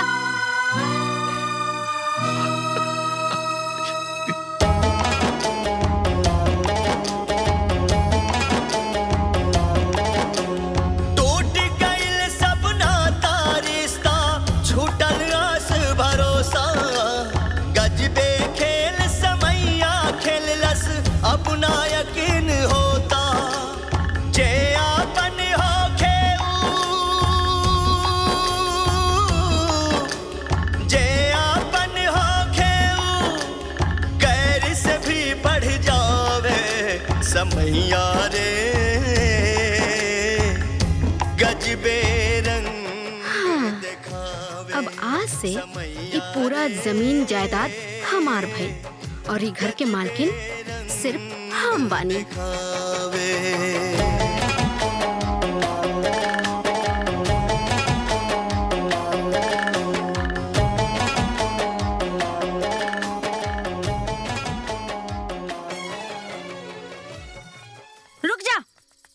देखा आ गई कुलछनी। लगत अभी मोहल्ला छोड़ के जाए के पड़ी। ठीक कहा तारू दुल्हन। आलोक साची कहेला कि एगो मछली पूरा तालाब के गंदा कर देले और तालाब के साफ रखे खातिर मछली के निकाल के फेंक दिया जाला। खुद तालाब अपन जगह चेंज ना करेला। अरे जाए तो भौजी, एकरा में लाज शर्म होई ना तो खुदे जैसे चल जाई। ठीक कहा तारू, चला चला। तू लोग के 10 बार कह चुकल है कि हमरा से कौनो मदद का उम्मीद मत रखे, फिर भी चली आवली।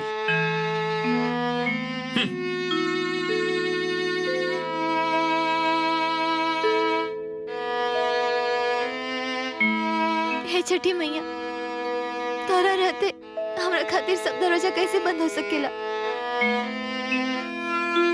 कौनो रास्ता दिखाई।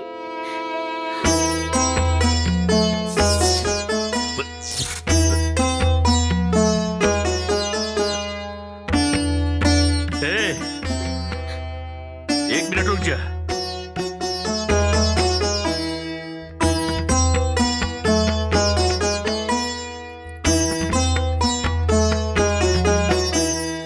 हैला चाबी। गांव के बहरे ना हमारे को घर खाली पड़ल है, वह जाकर रहा लोग। सेठ जी, राउरी उपकार जीवन भर ना भूले। ठीक है ठीक है। बाकी हमसे और कोनो उम्मीद मत रखिए लोग। हाँ तो पता नहीं हमारे दिमाग में का हो गल की हम तोरा के चाबी दे दिली। जा यहाँ से अब जा।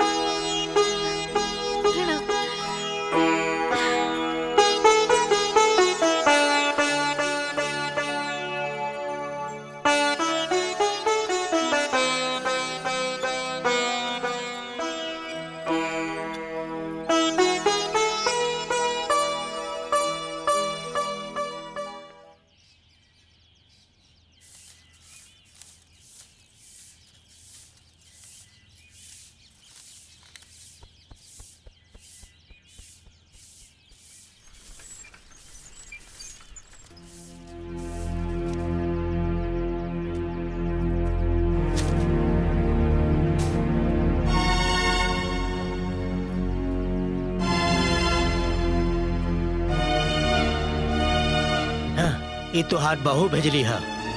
अब कहले बाड़ी कि लक्ष्मी के हमारे घर में कोनो सामान ना होके के चाहिए। दिवाकर, तू कौने जन्म के बदला लेला हमरे बिटिया से? हमरे बिटिया की जिंदगी बर्बाद कर देला। भगवान करे कि तू बर्बाद हो जा।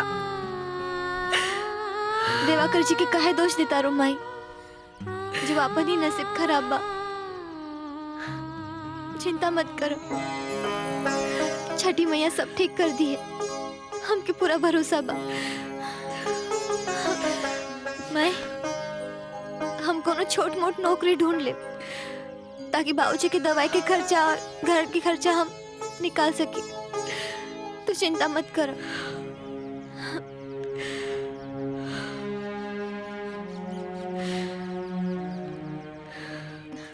साहेब, हमके नौकरी चाहिए। हमके पैसा की सख्त जरूरत बा। हम कोनो भी काम करे खातिर तैयार बानी। बस हमके नौकरी चाहिए। हमके नौकरी दे दी।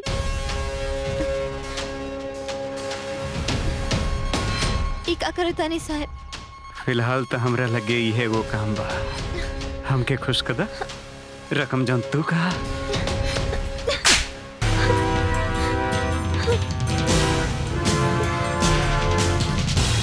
कितना टाइम लगी यार? अरे ये सब काम में थोड़ा बहुत टाइम लगभग करेला। सेठ जी हमके नौकरी चाहिए। पैसा की सख्त जरूरत बा।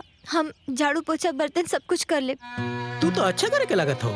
पढ़ल लिखल हो? हाई स्कूल पास बानी सेठ जी। अरे वह लड़की है भैया जन कुंवारे पेट से रहे। चला चला बाद में यहाँ बन काम हम नहीं खे। मगर सेठ जी हमके कहा दिली एक बार जा बन काम ना बा। गाड़ी में कुछ तो प्रॉब्लम बा, रह रह के बंद हो जाले। अच्छा, और हवा पानी सब ठीक बा ना? हाँ एकदम हवा पानी सब ठीक बा। चलो ठीक बा, शाम तक बनवा दिया। हाँ बतावा। पैसा की सख्त जरूरत बा। हमके नौकरी चाहिए। हम कुछ भी काम कर ले। ये काम कर ले बू? जी। अच्छा, 1 महीना का काम बा बिल्डिंग में। हाँ। तो 1 महीना कल ही है तो हर जौन भी पगार हुई हम दे दे। ठीक बा, जा कर जा।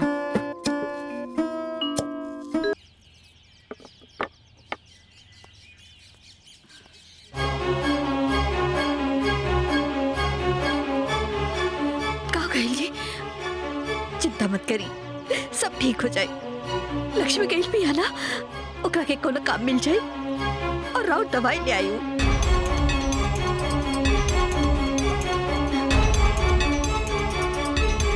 बाबूजी,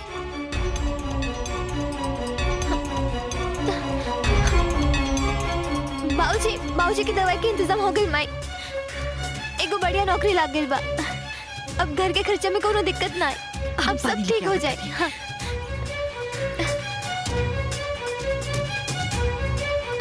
माई जल्दी। हाँ बाबूजी।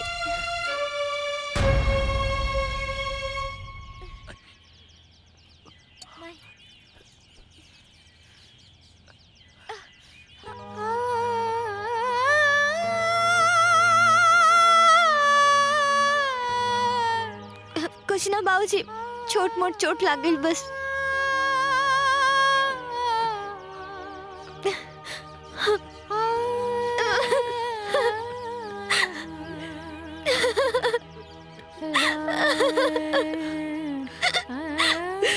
का छठी मैया तोरे भक्ति के ये सिला हो जोन हाथ मेहंदी से लाल होके के सपना देख ली हो उहे हाथ ईट पाथर के चोट से लाल बा का ये दिन देखे खातिर तो हर जिंदगी भर भक्ति कैलस।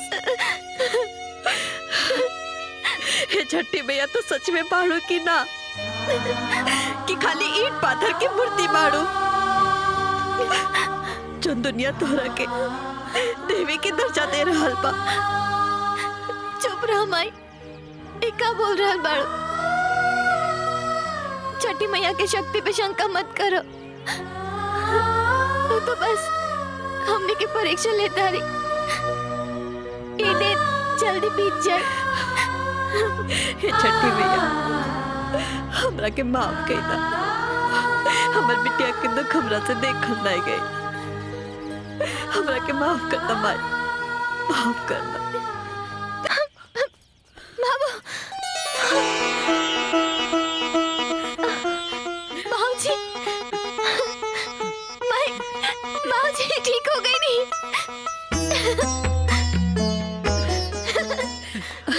अरे रुआ ठीक हो गई नहीं? हम ठीक हो गए बनी, हम ठीक हो गई नहीं, हम ठीक हो गई नहीं। ए छठी मैया, छठी मैया की जय, छठी मैया की जय हो। छठी मैया। रक्षाबंधन पर बाजारों में खासी रौनक देखने को मिल रही है। राखी और उपहारों की लगातार खरीद हो रही है। 2 से लेकर 2,500 रुपए तक हाँ, साल में आवे कबार लेके भाई बहन के प्यार, अमर प्रेम के अमर दिन हाँ जाने सब संसार। जहाँ रहे वो आ जाई हाँ हो भैया, राखी के दिन ना भूलई हाँ हो भैया, राखी के दिन ना भूलई हाँ। इस दिन का बेसब्री से इंतजार रहता है भाई और बहन को। बाबू हम अभी आवतनी।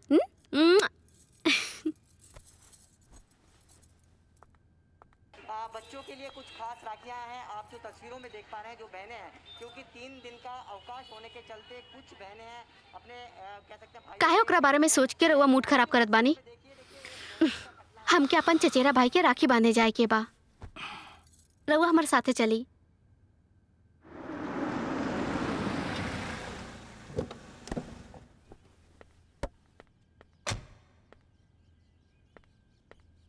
लक्ष्मी, लक्ष्मी, जानकी जी कहाँ बनी? अरे अरे ऐसे कैसे मुंह उठा के घर में घुस रहल बाड़ा? कोनो तमीज बाकी ना? के बाड़ा तू?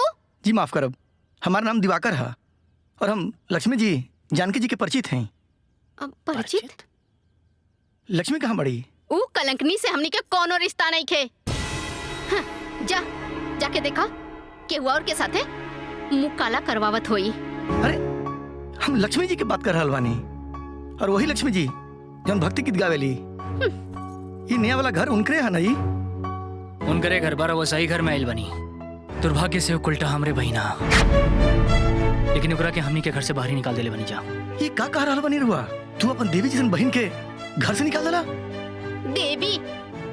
अरु कोनो देवी में भी ना है जे बिन बेहाई माई बन सकेले, ओकरा के देवी ना उल्टा कहल जाला, उल्टा। पता न कोनो के पाप अपन कोख से जन्म देले बाड़ी। अरे वो हमार बच्चा है, हमार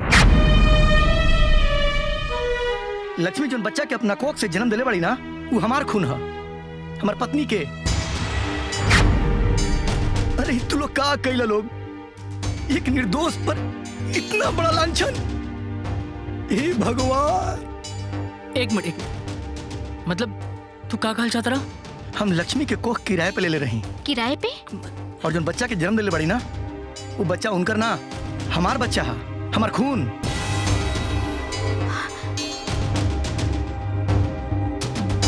तू अब कहीं सरोगेसी की बात तो नहीं करत? हाँ, तू सही समझ रहल बड़ा।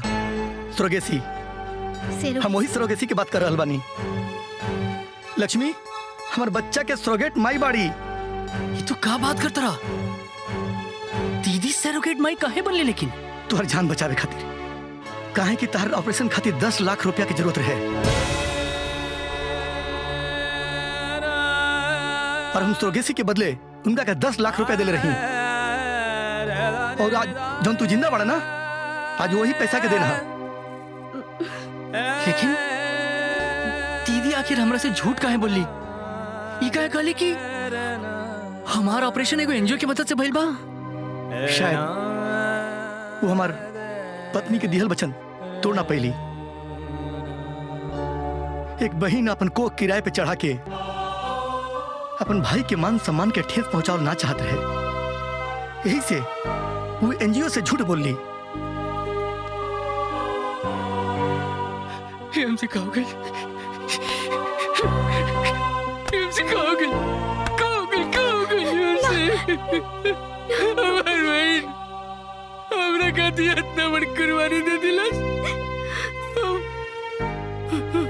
अगरा के घर से बाहर निकाल देनी।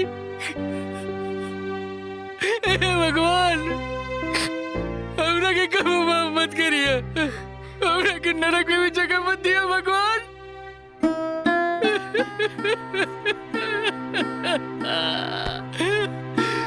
नरक में भी जगह मत दिया भगवान। समाज में गलती हो गई बा।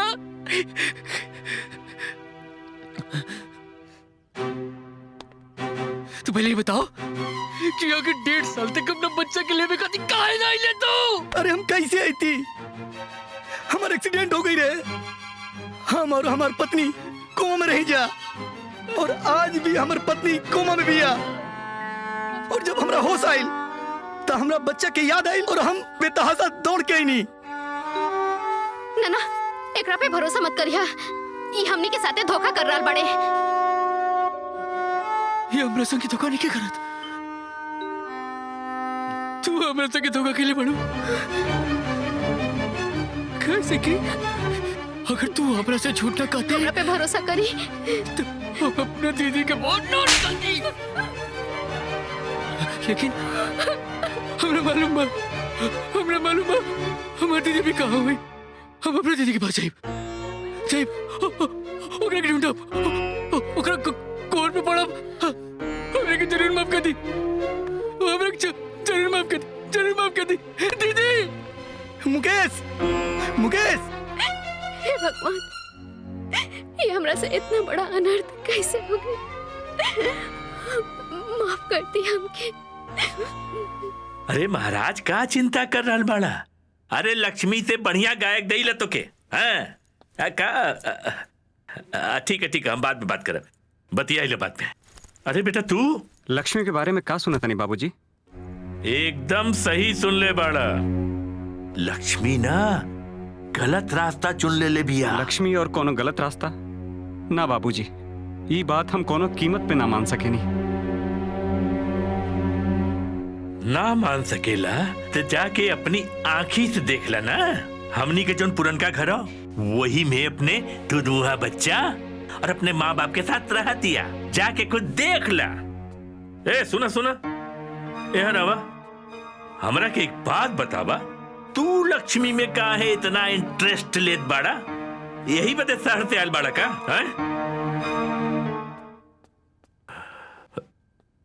अरे बाप रे बाप, हमरा के तो दाल में कुछ काला नजर आवता।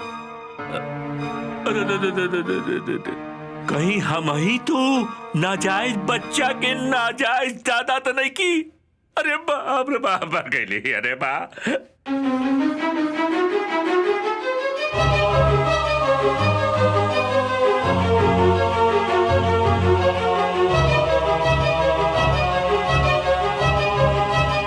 साल में आवे एक बार लेके भाई बहन के प्यार, अमर प्रेम के अमर दिन हो, जाने सब संसार। जहाँ रहे आ जइहा हो,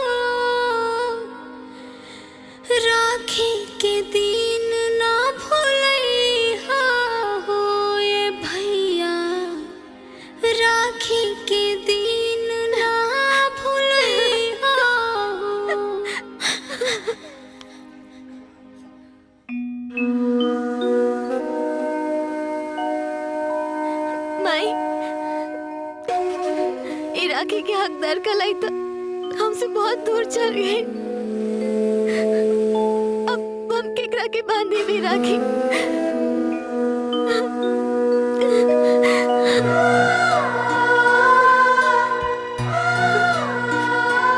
हाय के कलाई तो राखी भी सुना बदी थी बहुत देर राखी।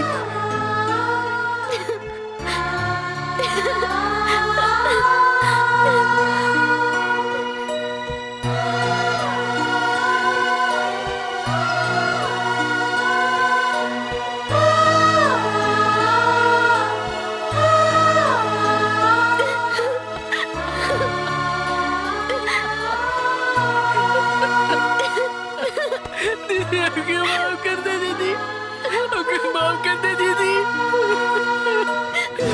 माफ कर दे। माफ हो गई तू हमारी जान बचावे खाते हमारी जिंदगी दांव पे लगा दे।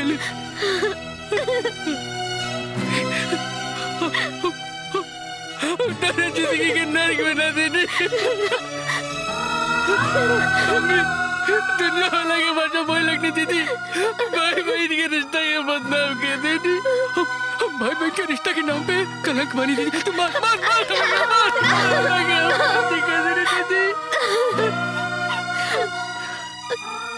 बहन के रिश्ता कती कलंक मानी। बहुत बड़ी गलती हो गई। हमने नींद भाई ना क्यों दुश्मन के भी न दे। ऐसे मत बोला।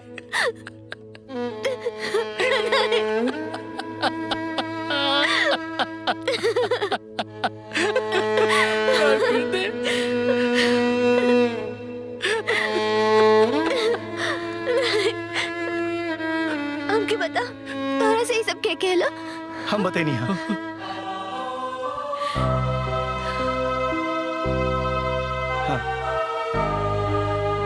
दिवाकर जी आप? हाँ लक्ष्मी, ये बहुत लंबी कहानी बा। हमारे एक्सीडेंट हो गई रहे। हम और हमार वाइफ काफी लंबा टाइम से कोमा में रही गया। जब हमरा होश आइल तब फिर हम अपन बच्चा लेवे खातिर तार नया वाला मकान पर गए रहे। फिर मुकेश से सारी बात हमरा मालूम चलल और इनका साथ हम इजा चले नहीं। हमरा के हमार बच्चा दे दे लक्ष्मी, हम अपन बच्चा लेवे खातिर आइल बनी।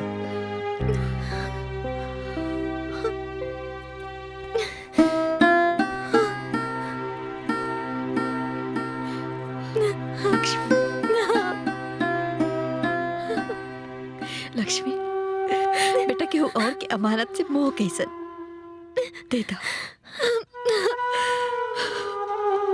दे दो।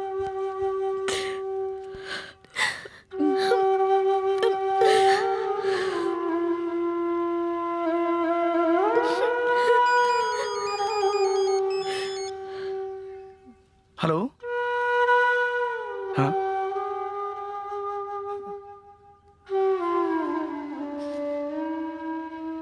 हॉस्पिटल से फोन आइल बा। उषा के होश आ गइल बा। डॉक्टर बतैला खा कि वो बहुत कम समय के मेहमान बड़ी। वो अपन बच्चा के एक बार अपन सीने से लगाओ चाहता रही। बच्चा दे दा लक्ष्मी।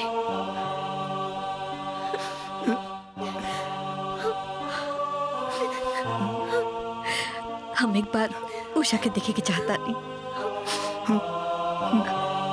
आओ लक्ष्मी।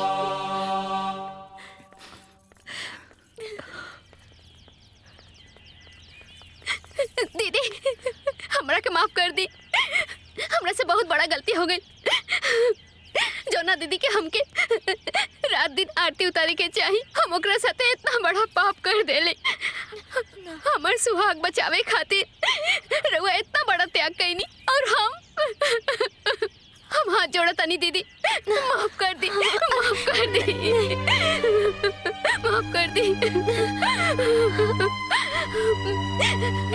माई माई हमरा के माफ कर दी माई, हमसे बहुत बड़ा गलती हो गई माई, माफ कर दी, हमके माफ कर दी।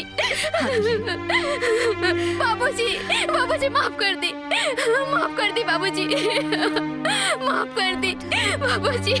जल्दी चलिए, लेट होता है। हाँ, चलिए चलिए चलो।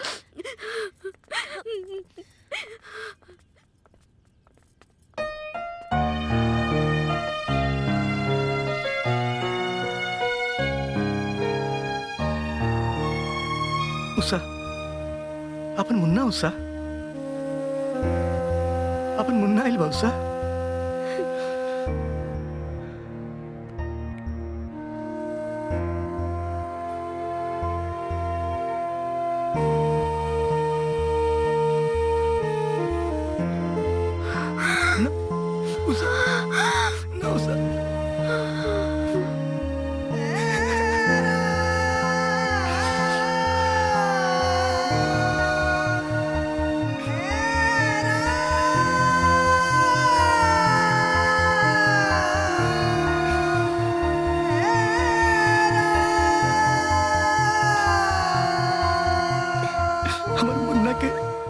नसीब में ओकर माँ के नाम उषा ना लक्ष्मी बा।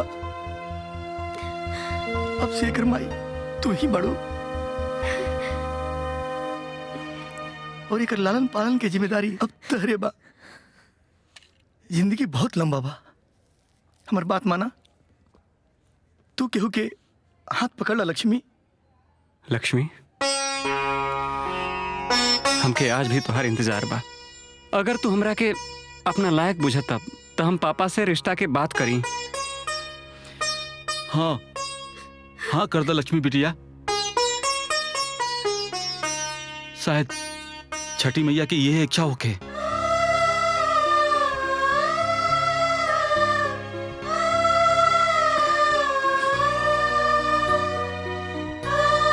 हाँ, हम अपने पापा के फोन करता नहीं।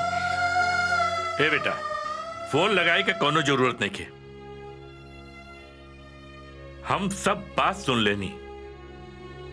लक्ष्मी बिटिया सचमुच लक्ष्मी बिया और हमें तोरे ऊपर गर्व है कि तू एकरा के अपना लेला। लक्ष्मी बिटिया, आज तक हम तोरे साथ जौन भी गलत व्यवहार कैनी, जौन गलत तोरा के बोली, ओकरा खातिर हमरा के माफ कर दिया और लक्ष्मी के रूप में हमरे घरे आ जा।